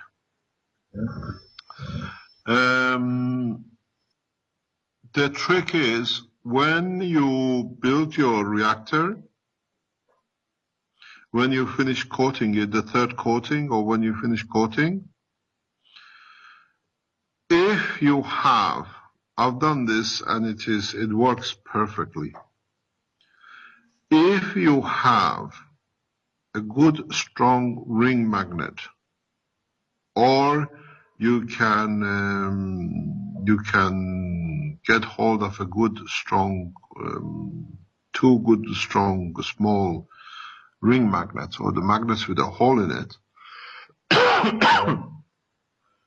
Put this inside your reactor.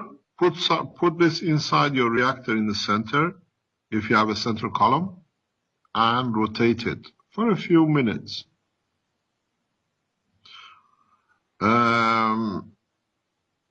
If it's easy for you to open your cores and see it, if it's too difficult, you don't need to do it. You'll find out most of the impurities, metallic impurities, and just below iron will be attracted to the center.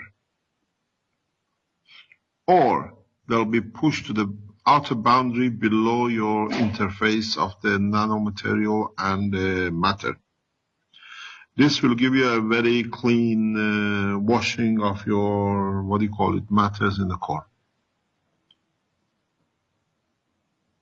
Okay. So I don't have a central column. Okay, if you don't have, the other thing you can do is, I can make no, but you can do it if you cannot get in there and open it and see it again, is get one solid magnet, round magnet, not, you always, when I speak with a magnet, I'm talking about circular magnet, not the rectangular and other shapes. It has to be circular. You get a ring magnet and you get a, what do you call it, a solid magnet, and you spend 10 or 15 minutes literally gluing the matters to the back of nanomaterial. What it is you hold you have to know exactly which one you're doing. You have to use the north pole of the ring magnet, which is the exit point, and you have to use the south pole of the solid magnet.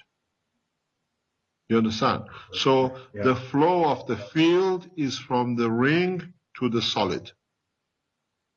And what you do, you rotate your hand very close to your reactor before even you mount it. When you're done, if you can dismount it or whatever, even if it's mounted, doesn't matter.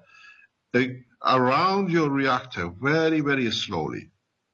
What this does, it creates a flow, very strong flow, that some of the impurities of material in your core get literally glued into the layers and into the gaps of the nano layer coating you've produced. So in a way, you create a magnetic wind. You can do this if you want to produce a much stronger magnetic field. If you have somebody who works with you, you hold two ring magnets on one side together and one single solid magnet on the other side. And then what you do, you can move the two ring magnets slightly away from each other and back together. And these two, as they interact, and the field has to go through the solid magnet, you find out you can do a lot of cleanup of the matter in your cores. Then you get a very smooth, beautiful plasma condition when you run your reactors.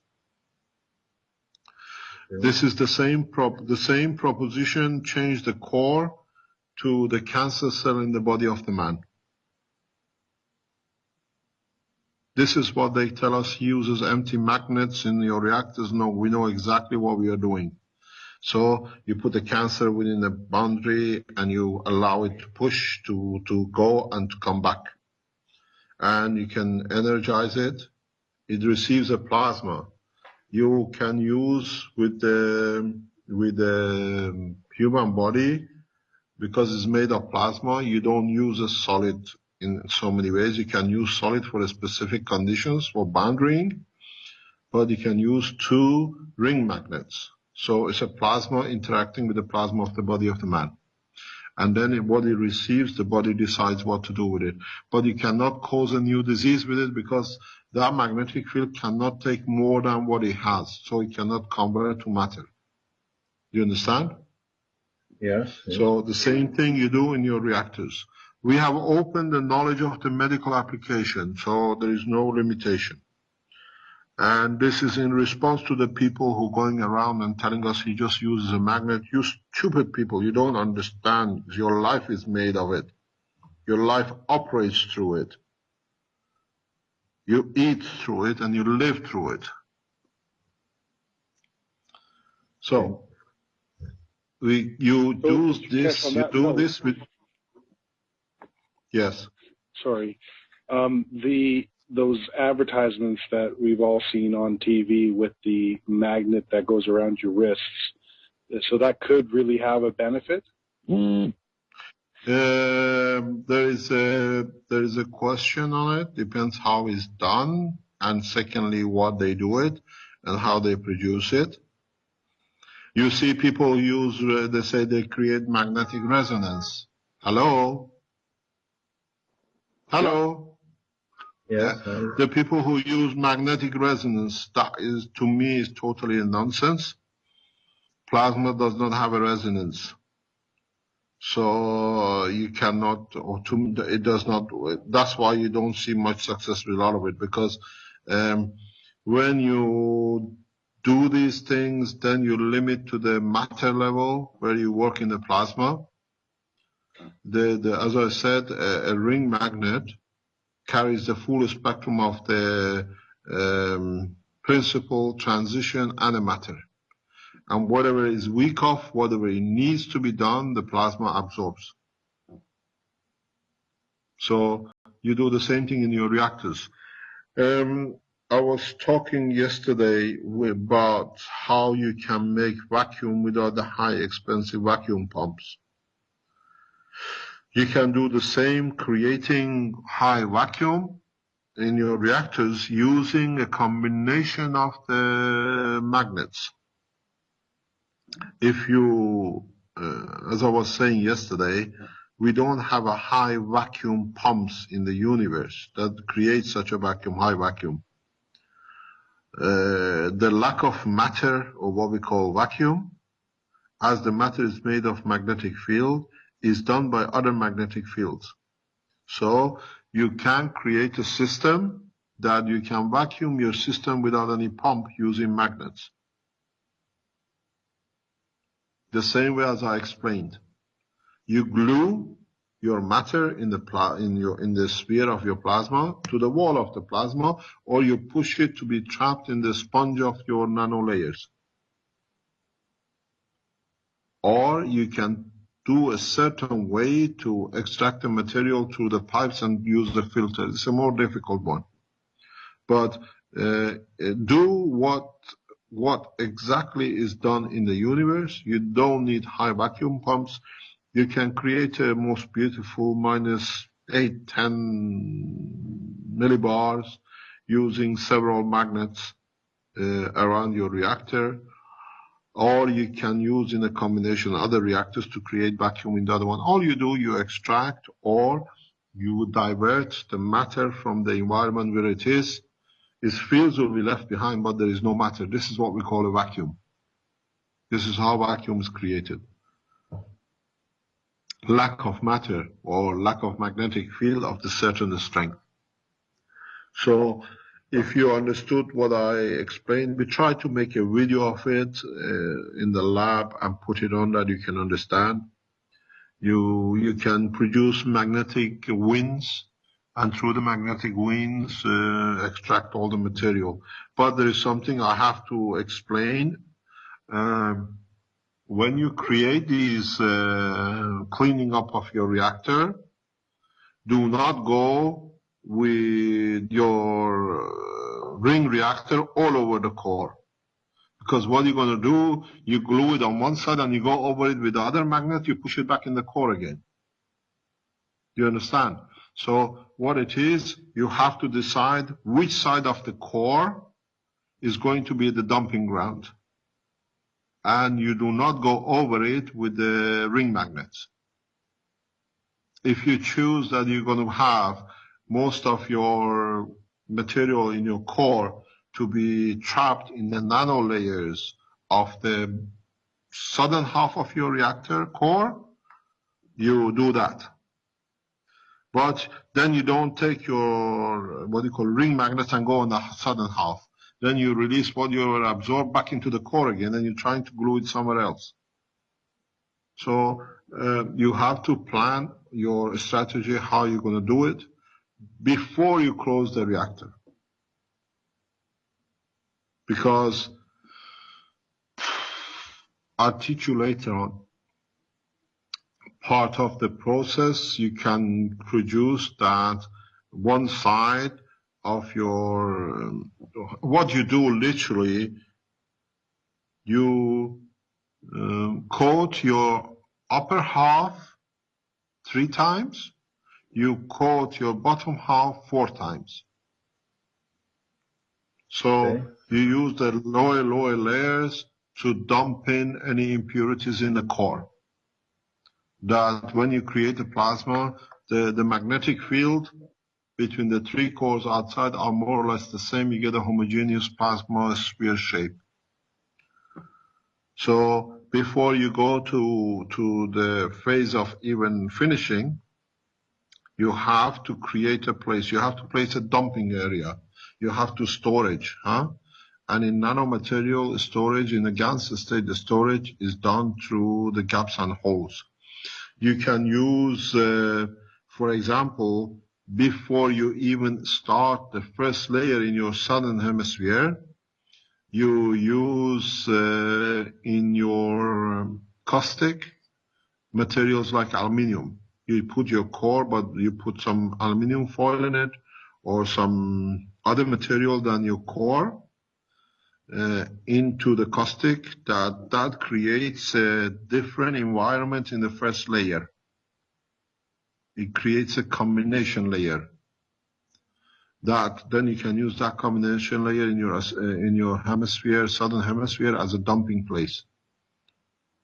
And then you allow your nanocoating to be done on the top. I have aluminium foil and PET plastic. Who's speaking? Who's speaking? Here. Oh, good. Can I ask you, I was laughing yesterday about your reactor. Is that the one with the aluminium core? You got aluminium core. No. Vince, is that you? Stainless steel. That's mine. Yeah, that's mine. Okay, yeah. Just 1 second. I wanted to ask a question from Vince.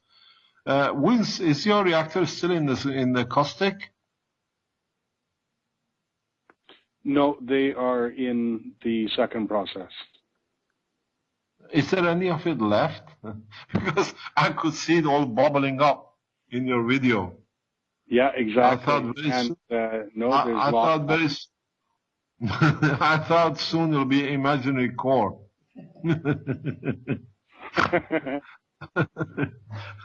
I've seen that. I've done the aluminium. I know it. You get that process. Okay. Any other question? Yeah, I have another question. We have the benefit to have Joe van der Moelenbroeke in our group now. And I heard his Joe from Dr. Yo. Yes. Yeah. He is with us now in our group. For me it's more easy because he is living 10 kilometers from here, yes. Yeah. And I heard several stories from before with the coma patient. And I think I understand now more how you build these simple reactors. I think it's also with the use of a central magnet and nano layering also, I think. Yes. I heard you positioned the reactors on several corners of the room and turn them around and to position the plasma on the body of the patient.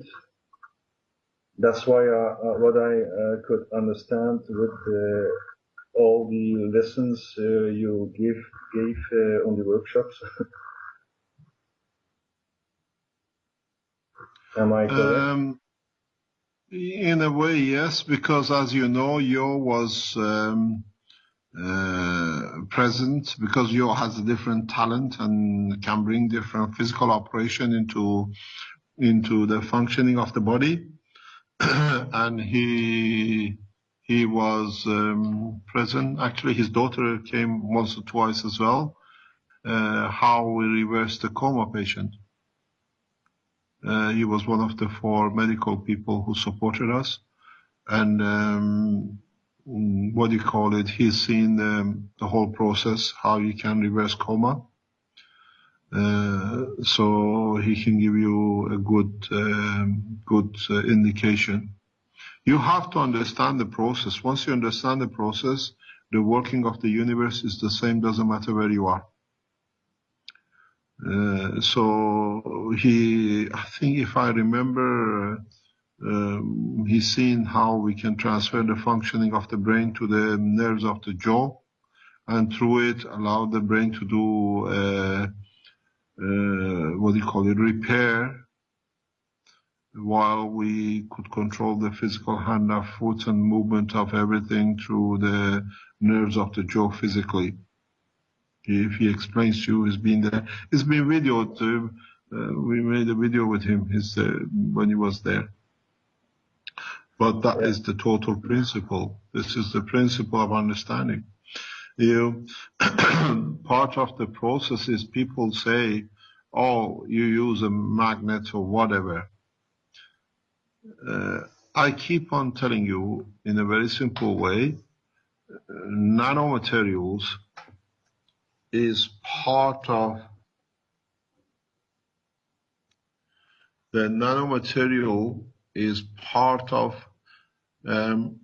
when you clean a magnet before you put it in, your fingerprint on the magnet, where you put it, dictates what protein will be touched in the body. Do you understand? Yes. So if you understand the creation, so your fingerprint, the protein from your fingerprint has an effect on the magnet. This is why these people look for everything and say it's an empty magnet, because they don't understand the essence of creation.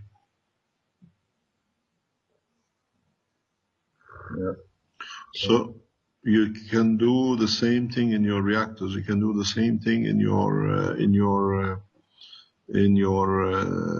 operation control of the reactors in space technology. You put as part of the fingerprint only of the protein of the, of the captain. So in a way, that protein combination, what it gives you, the indication of that life, is this fingerprint in that the computer allows. Because if you have 500 people on board of a plane on the craft, and half of them think they want to go to the left and the other half want to go to the right, you don't know where you're going. And if you don't have a physical control, you control your reactors by fingerprinting of the body of the, the amino acid of the man. And you do the same thing in your medical application. You have to understand the extent of the knowledge, and then you open it up in different ways. He told also that you use the coffee pots and things from the hardware store. Now we're all looking for spheres. It's not always easy to get the right stuff. But example, when someone wants to build a simple reactor for medical use or something, is it also possible to make one in a cylinder shape in PVC or something? You can make it in any shape you like. You can make it in any shape. You see, what you think, it will happen to you. You mentioned yo, and I hope you understand the reason I disclose this, not trying to go into the private side of the life. Yo has he has a beautiful girl, a beautiful daughter. She is in university in Leuven, And she has fascinated me through her because she's been to see the coma patient. I took her up to study her structure. She's an extremely beautiful young girl, but she has a talent. She plays harp. And in her, from childhood, wanting to play harp, and the love she has to play, she plays harp gorgeously. Because with Yo, I have a private, connection as well. With the family, we meet each other. Over her life, there has never been a harp player in the family. So from childhood, in wanting to play harp, and the harp being a big body instrument, in one generation, she has managed to change a lot of her features to be able to handle such a huge instrument. Her fingers has changed, her arm length has changed, her face and her body structure has changed, that a young lady can support such a heavy, big instrument because she gets to carry it as well as reaching the far last string on it. So with her own thoughts, with her own need to evolve, she has evolved her body to be able to play harp. Then I start looking, I thought this is very strange. Then I start looking at other harp players. And you see the ones who started from the young age playing harp, they all have more or less very common features. The will to survive, the will to achieve, the field in your psychological section of your brain to achieve a satisfaction of doing something has coded the physical part of the body to make changes, that the arm goes further out, the fingers are longer. And it's done in one generation by one person. So in looking at her, I adore her, playing harp. She was playing harp, but I was looking at how evolution has happened. And this young lady taught me a lot in how the operation of the will and the strength of the will has power over the physicality of the man. And that knowledge was done in 2008, 2009, and the process of MS and ILS brought us to understand how the will of a man forces a man to die, or the wish of a man to die becomes a reality that you end up with the ILS. Yo's daughter was, in a way, confirming the process. She wished to be a harp player, to be able to such an instrument for such a young girl. The body had to give information to the brain, the physical part of the brain, to make adjustment because this is what I desire. And the body has followed it. Now, the same principle applies to MS and ILS and other diseases. The man wishes to die because of whatever reason. Physically, he doesn't put a gun to his head, but because he's created that information, the physical body goes into process of shutting down, which is death. Now you see how research is connected one to another. Yo's daughter was a very much confirmational part of the technology for me. And I appreciate and I thank her for their friendship and the relationship we have with our families, with each other, because we just live about 4 or 5 kilometers from each other. So you see, you understand how, if you're observant, a lot of people just look at the beautiful harp player.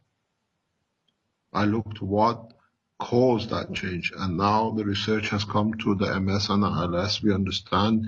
Now you add the ILS, the wishes of the death, with conversion of the carbon in the amino acid for MS, then you see the brain has created a certain gravitational magnetic field which comes through through the same process of the producing a gas into a GANs. So when your nerves is isolated, there is no disease we call MS. Your nano structure of your amino acid is in a diamond structure. From diamond to become carbon, you have to orientate in a slightly different way, crystal structure, and that means releasing some magnetic gravitational field. So to become carbon, to become a conductor, to lead to MS, your wish in your psychological part of your brain must have created the condition of withdrawal, reduction in energy. And when do you wish to reduce energy? When you want to die. Then you understand how reduction in the psychological part of the brain, or you're in pain, you can't handle it, the reasons are there. Then you see how you end up with MS. We haven't been successful in all of our MS trials, in all our trials. We are very open about it. I always say to even to people around here, even in my business life, we are 95% we fail, but the 5% we succeed, we learn enough to add to it. So you understand, you wish, your lack of confidence, your lack of wanting to live, but still connection to life, you create energy absorption or reduction in your brain.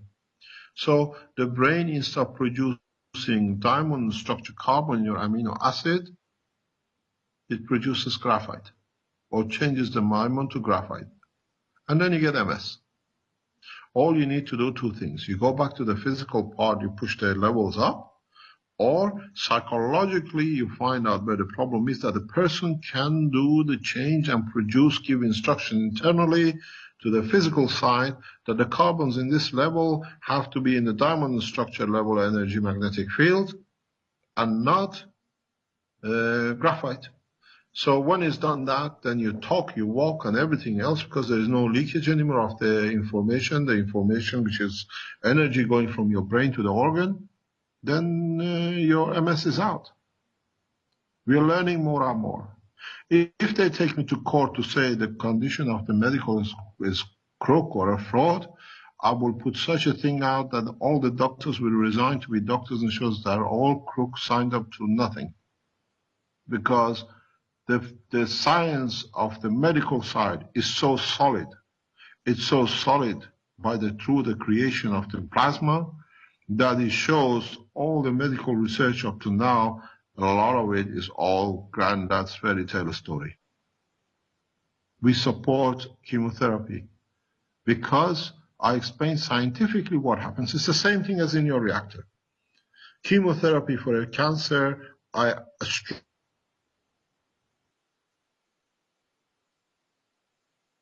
the material they give can destroy, can give enough energy that the cancer cell dies.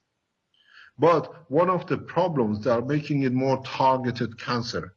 But at the end, when we cannot do at the moment, these chemicals, which are absorbed into the digestion system, into the blood, they release a huge amount of energy into the body system. It's like you eating like dates, if you understand, between the warm and cold food. Yeah, you release huge amount of energy into the digestion system. These energies literally have to be given somewhere. In your lymph, these energies are given to your cells. So what happens when you give energy to a cell? What happens when you blow air into the balloon? It expands. So when the cell gets too much energy, it expands. It's not a normal size. It absorbs more energy.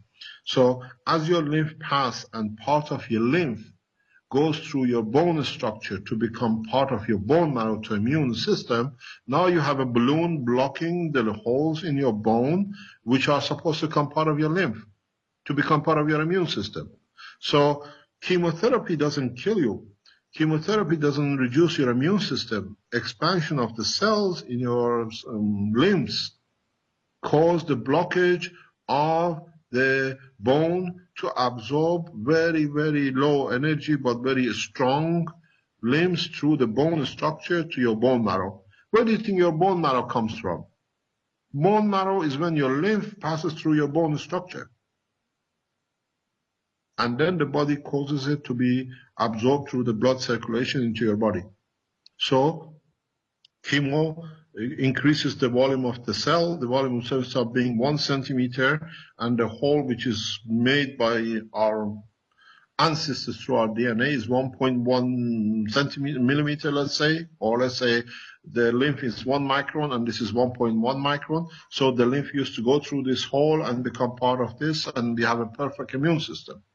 Now, because of the energy which is delivered by chemotherapy, the size of the cell in the lymph is 1.2 millimeter. It cannot go through the hole. Not only it cannot go through the hole, it blocks the hole too.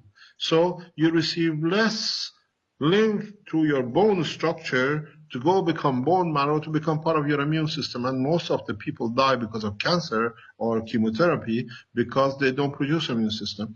Now we developed a technology where we can take the energy from the lymph and it becomes again back to 1 micron.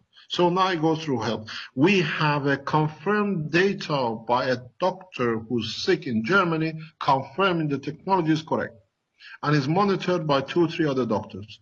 We receive a blood test every week. The technology is 100% correct. That's why we support chemo. We are not paid by the chemo lobby or pharmaceutical. We understand how beautiful this technology is, but it creates a small problem. And we have found how to solve it. And the process is going in Germany. The ones which use the system and it doesn't give the result we are looking for, it doesn't mean the technology is wrong. It means we haven't understood the process of the conversion and the size. So you see a guy using the ILS system and he makes so much improvement. We make a system for ILS for another one. We don't see the same improvement. Because it means his amino acid combination with the minerals in his body is slightly different than the system. So we have to change the system, all fine. This is why we are asking for the second generation 25 scientists to come and do things. Because now we understand the full structure, we're putting it into data that anybody around the world can produce it. It was the same, we were talking with Mr. Cho with the Chinese Cash Foundation in China yesterday on the Skype. He said, how you look to, if you don't license, how do you expect, to have an income? I said, we leave it to the people. If they benefit by it and they only want to take, that's theirs. There's no problem. But in time, people have to learn. He said it's a new way of doing things. This is how the technology freely is becoming a knowledge to public. We didn't come ask, can you pay us this, can you pay us that? If you want this, we put the Fukushima on. We meet with the authorities. We meet with the technologies getting to Japan for TEPCO to use. I tell you something very direct. These people who are trying to stop us, the Keshe Foundation, for their own clandestine situations or whatever, you boys, you're going to need this technology for you and your family more than anybody else. When you cry to save your own lives, you stop the technology, you have to surrender to your meager life. Support us, we support the human race. Instead of going through all these, we know what you're writing, we see what you're doing. We knew the picture before you put it on the net, days before, weeks before, months before. People inside you telling us what's happening, not people from outside. People closest to you, which is your own soul, gives the information away before you physically open your mouth.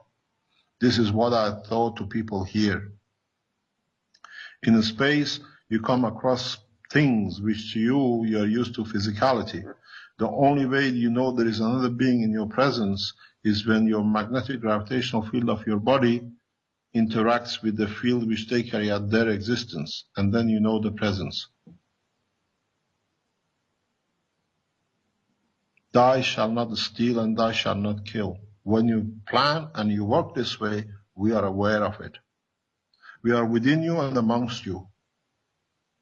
And the spy to you is your own soul. So stop this stupid process, understand what it is, and collaborate to help the others. As the knowledge seekers told you this morning, they've seen how easily by principle you can produce code. One neutron. Any questions? Thank you. Mr. Cash? Yes? Hello? This is James. Professor Gao has joined us, so I just want to introduce you to him. He's the professor at the Beihang University in China, one of the top aerospace aeronautic university in China. So please say hello to Professor Gao. Good morning, or good afternoon to you, Professor. I'm very glad to be here to hear your voice, because I heard of you a long time. So I'm very glad. Can you speak a bit louder, please? Yeah, I'm very glad to be here. I heard of Professor Cheshir's name for a long time. So I'm very glad here. Okay, do you hear me? Yes, thank you very much for your presence. I would like to extend our hand to you and your university and the Chinese aerospace to join us to develop this space technology. Maybe you can carry this hand of friendship from the foundation to your government, that through your connections, we open our doors. You can bring your scientists into us, or we come to you to collaborate to do this technology together. Yes, I think the collaboration between us would be benefit, give us mutual benefit, and benefit how all human beings. I think if you speak to Mr. Cho, I've been to China. I met with your officials and leading group about 6 years ago. I'm prepared to come back and collaborate with you, or if you like to join us here in Italy, for us as two groups to be able to develop this space technology for all aspects with your government and with your university. Yeah, I would do my better to make these things possible. The cooperation, I will report to my leaders. Mr. Cho knows that one of our members of the Knowledge Seekers panels is coming to Japan. She'll be there by the end of this month. She will be carrying some of the materials which we have made for Fukushima for testing with, is it 3 different groups? 2 different groups in Tokyo by the end of this month. So it'll be nice if you want to access, or we can send you through James' connection in Tokyo some of the material. Otherwise, I invite you to join us here with your students, or we can do direct teaching together without moving. Because to me, I have a lot of respect for Chinese and Chinese system and Chinese government.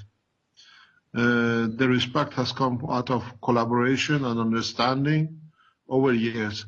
So I see China and Russia as a easy way for development of the spaceship technology program.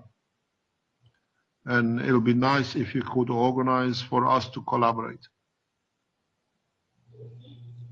Yeah, that would be fine. Thank you very much. Is there any question you want to ask us? No, right now I have no problem. Thank you. Thank you very much indeed, Professor. We speak later on, James, to sort things out. Yes, I will do that. I will contact you again. Yes, hello, can you hear me? Yes, I can hear you. Okay, James. I will. Yes, Thanks. thank you very much. James, Okay. I send you the, can you hear me? I send you the Taiwanese group that you can access to them and get their patents to be released worldwide immediately. Okay, please do that. And I'll contact them. Yeah, we'll talk later on. I'll call you back later on. No problem. Thanks. Thank you very much for yesterday. It was wonderful. Yes, you're welcome. Okay, very good. Thanks. Thank you very much. Is there any other questions?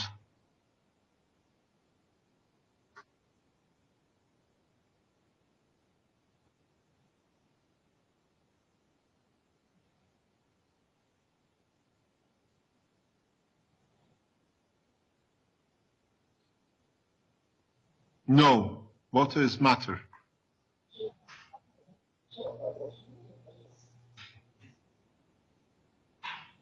Water Dr. is matter. Hello? Yeah, I have a question for you, Dr. Kesh. Can you hear me? Listening. I'm listening, yes. Okay. You've coated a lot of different materials with the nano coating. Have you tried coating crystals?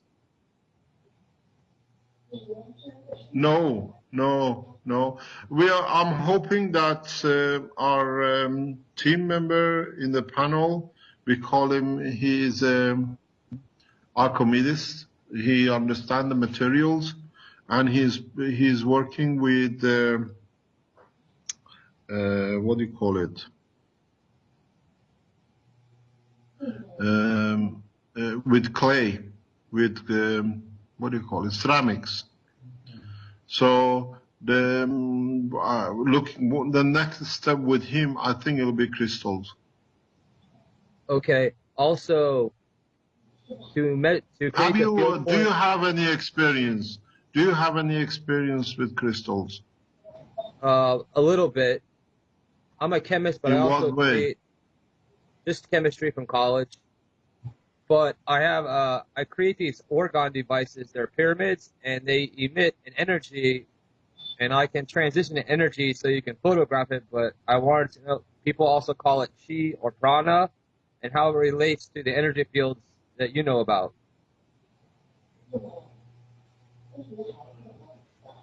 Pyramids, if you make it with a crystal or any pyramid, if you put two pyramids together, back to back, you get very much near structure of diamond structure, crystal. If you do it the right way, if you understand the positioning of it. So pyramids have an energy release or absorption. If you understood the structure of the material when it converts from the gas to a GANs. I understand that. It depends how you make your crystal. Your pyramid can become a GANs or can become a matter. Then it releases or absorbs energy from its environment, and that energy, due to the structure, the shape of the structure of the crystal lattice of your pyramid, this is what a lot of people don't understand, and they say pyramid does this and that. Pyramid has its other half in the ground, or as you put it on the table, the pyramid itself, you see the physical half in one part, but the other magnetic gravitational field of the structure sits below it. And at the same time, because of its structure, absorbs or releases, depending on how it's done and how it's been made, or what is made of, certain energies according to the structure. So you convert, you absorb, or they say pyramid has a special effect. Pyramid has a crystal lattice structure which you physically see half of it. Okay, I've made the devices, and you can see the energy in some of them going in and coming out, and I made them, I structured them so you can photograph the energy, and you can actually see all the different colors coming out of the energy. It's beautiful. Yes, because it is a pyramid is a crystal lattice structure. It's the same as, because it's a usually what you say mono or maybe multi, depends what you do it. Depends where the focal point of the transfer is. Some people put apple or fruit on the pyramid and say it stays a long time very good. Or people put things on the pyramid. You absorb or extract the energy according to the shape and what you put under it. Because it's I always say pyramid is like an iceberg. We only see part of it and the other half is hidden under the water. And this is what people don't understand. Okay. Also, how do you calculate the gravitational field point for a destination in space from far distance, like another galaxy? How would you create It's a the field fingerprint. It's a fingerprint. Well, I'll teach that later on. Okay. It's what they call it's a zero gravity. It's a zero communication system we talked about before. Every galaxy has its own zero communication line. You have to. It's very easy to enter with. It's like the light which comes from the star. You see it. You can link into it, and then you measure its field at a point, because it's filled with you, and at the point of the release is more or less the same. And each magnetic field of each star is like a man's fingerprint, not two are the same. Okay, so I understand. The transportation is not by any other thing, but that literally is, if you have a magnet and you put a magnet next to a wood, it won't touch the wood. But if you have another magnet, it pulls it to itself. So with this technology, you can create the magnetic field, as always, of a wood or of glass or whatever you like. Because now we have the knowledge to vary gravity and the magnetic field together. When you do, this has been one of the part of the problem of the communications, satellites and communication and transportation, is we always look at the magnetic field. But if you look at the magnetic and gravitational field, then it's a specific fingerprint, and then you lock into it. That's how matters attract each other. Because the gravitational and magnetic field matches, not just the magnetic field. And when it matches, it's instantaneous. You become part of you're in the ocean of the same field. Okay. And then if you go closer, pardon? Go ahead. And then if you go closer to the inner part of it, you go with the speed of the transition or the speed of the plasma of the seed of the, the principal matter. And when there is something very important to understand, when you travel within the, what I call a field of the magnetic field, gravitational field of a destination point, you will find out you're totally protected in your speed of travel. So also, carry on. I had a near-death experience a few years ago, and I got to cross over to the other side, like people say, and ever since then I have certain ESP abilities, and I can access that point in my head with the gravitational field from the emotional mind, I can increase the energy field strength through my body, but I don't really know how to control it, to do anything with it. You got to teach yourself. One of the ways to do, if you got a crystal and you say you work with the crystals and the pyramid, this is what I was teaching yesterday. Your body creates gravitational magnetic field of a strength. I put a small magnet on the table, and I said to the knowledge seekers, Sit here and concentrate your fields till you can move the magnet. And if you can manage to go low enough, you interact is the same way. So you do the same thing. If you've got a crystal which you can see the field or measure it and see the color of it, then sit in front of it and measure what colors you change. You won't change everything, but consider the environmental, and then you see how much you can control the fields from your brain into the crystal. And then you understand how the future reactors will be done, will be controlled.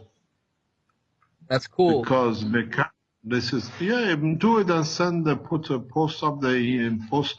the pictures on the Keshe Foundation YouTube, or give it to Rick to do it, or we post it around.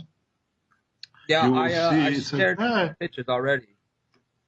But sit in front of it. Sit in front of it and make sure there is nobody else to interfere with, and see how the magnetic gravitational field of your brain, what you call thoughts, because it's the same, in interacting with the crystal will change. And think the same thing twice and see you get the same color, the same combination. And we can learn from you. It's a beautiful way. I would love to see how the experiment turns out, because this will show us a way into the future how to assess controls. Okay, also, when I do this, there is a physical response in my body. It creates what people call goosebumps or the chills, and depending on the strength of the field I create, it depends on how it shows the thickness or what you can see the amount on the places of different parts of my body. You're not the first one I heard that can do this. I know one or two other people. So I know exactly what I'm telling you. If you do that, you will see it. My wife used to be busy with these things years and years ago. And Dirk Lorenz, he has these pyramids, and he does. So I've seen close-hand how they do what they do and what can be done. But if you have a crystal structure, you can see and observe the change of the color. That will teach us a lot. I like to be your student. Okay, I will post the pictures and I'll make some videos, because I can show people how to build the pyramids so they can see the energy. Please ask Rick private. He'll give you my private email, and send these things to me through my private email. Okay. Because then I'll talk to you. Maybe we put learning sessions with you that you can teach us. Sounds good. Thank you very much. Next question. Any other question?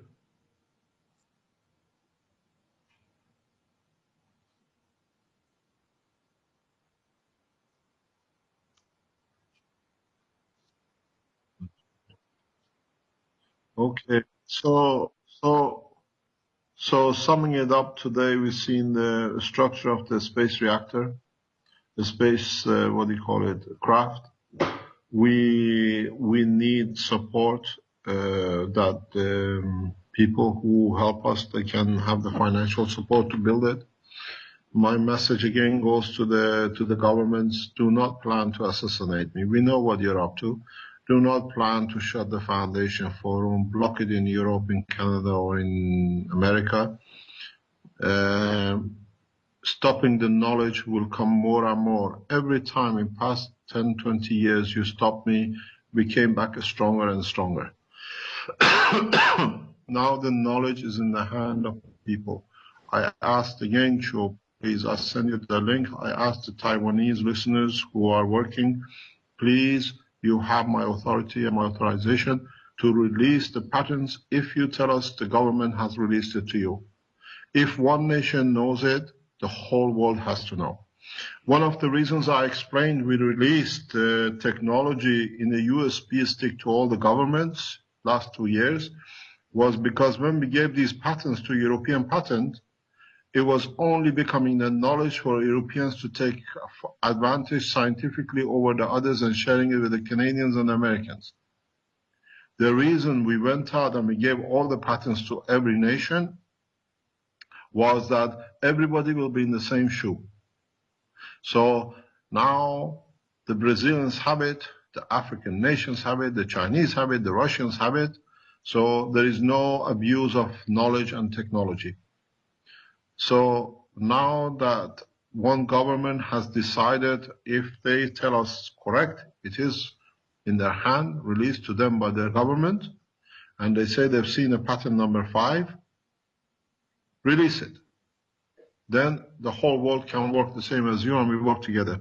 And if we don't receive the release, I authorize the people who in the background holding our patents for security reasons, they release it if anything happens to me, to release it within coming time.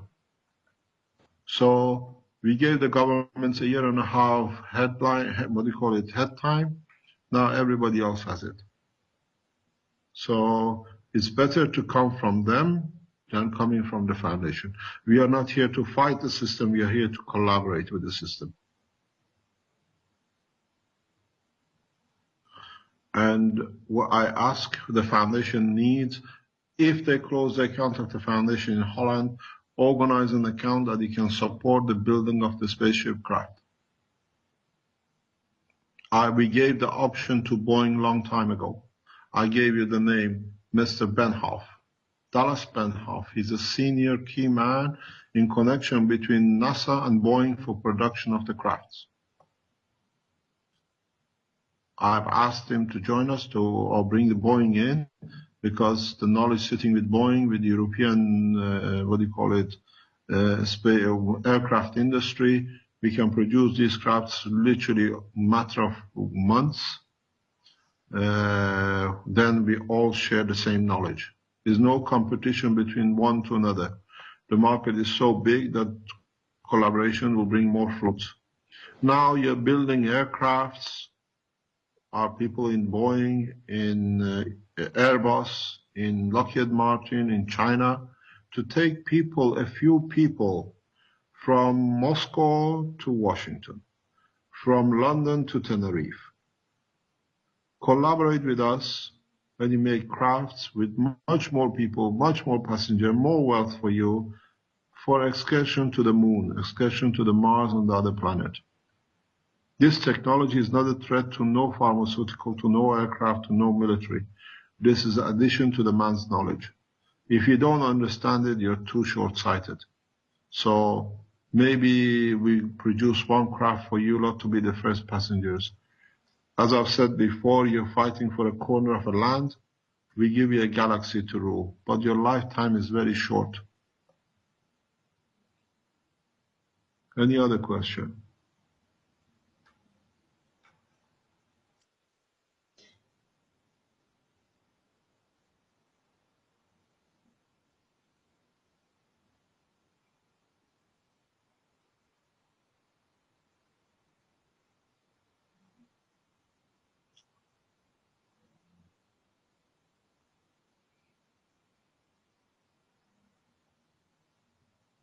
It depends what you put in there. In the system we are using, we sometimes add caustic plus potassium. In the Coca-Cola bottle is a slightly different because of the shape and the carbon which is released by the CH bond in the plastic. In that you don't need the the EUV as such. The process is very simple. Your electrodes in the Coca-Cola bottle behave like gravitational field attraction points.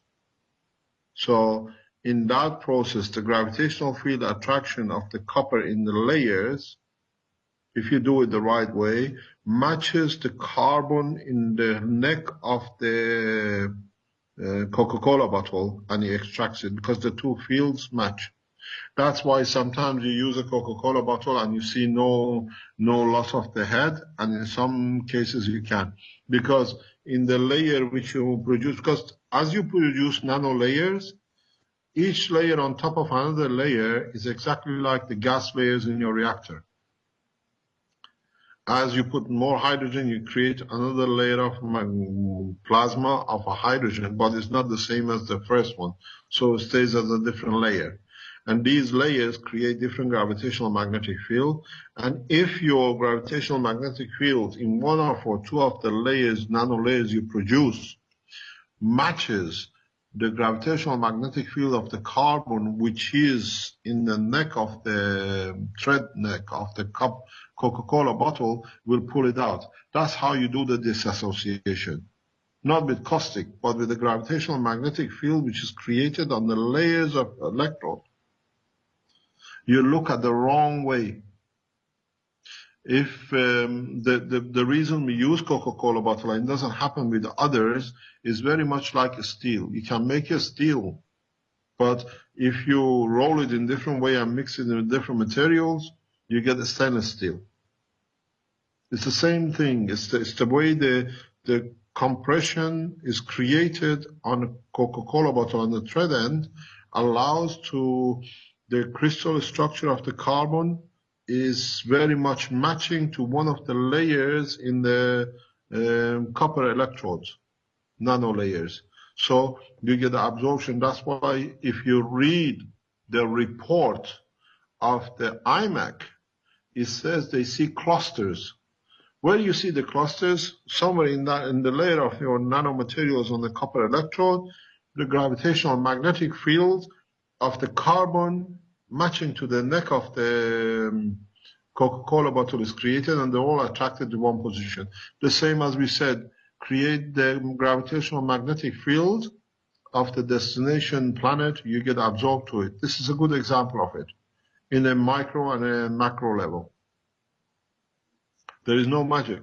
You got to understand the carbon just doesn't jump from one to another. Your layers, because of the layering, when you can see a nano layer, when you see a dark matter on your electrode, is thousands and thousands and thousands of layers that you can physically see it.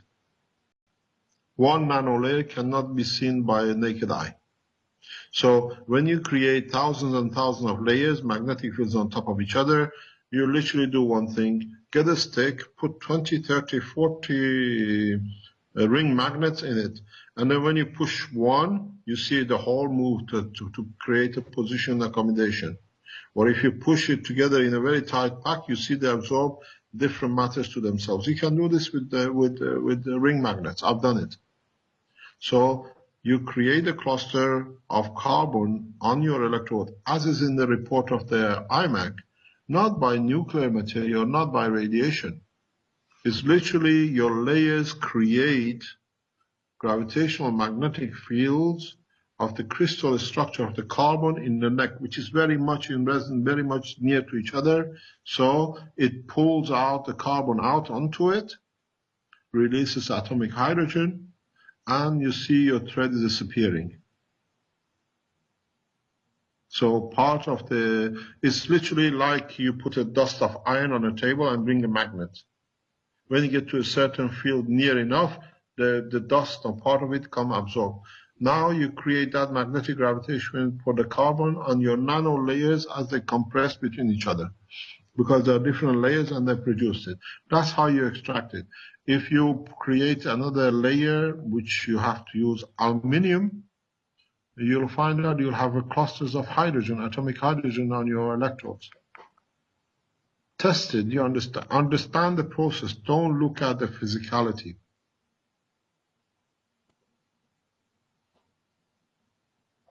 Any other question?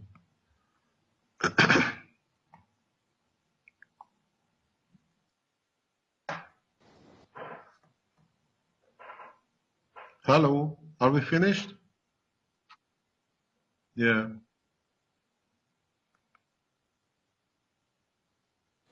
Yes. Yeah, we will start releasing now. There is 8 of them. The thing is, if I don't tell you the correct way, and this, the team of knowledge seekers put knowledge outside and it's half cooked, it can be dangerous. As an old Indian says, they says, "Nim hakim khatar jad," which means it's an old Indian proverb, which means half doctor is dangerous to life, because he knows half of the knowledge. That's why we teach the knowledge fully and try to explain to understand.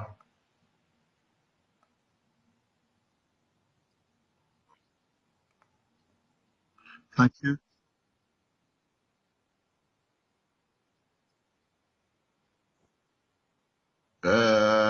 We made part of it today because of the information I received during the process. While you were having the workshop, we received certain information which we brought, and on what we were going to part of, or partially what we were going to do next week to this week. First of all, we asked the Taiwanese to release the patents they are in possession, because it's the rest of the world can have it. It's come from people to people. If I do it, they say he's done to oppose the governments. But if the government has released it to its nationals, the nationals now are equal around the world. They can release it to the other people. Second thing was the confirmation of stop planning to kill me. You might get me to a court, you might get me to get to prison, but you cannot touch the Prophet of God. No way, under no circumstances. Curse be on your family and your blood, if you think that way. And the curse of God goes for 2,000 years on the tribe of Moses. It will not be short. The message is very, very clear.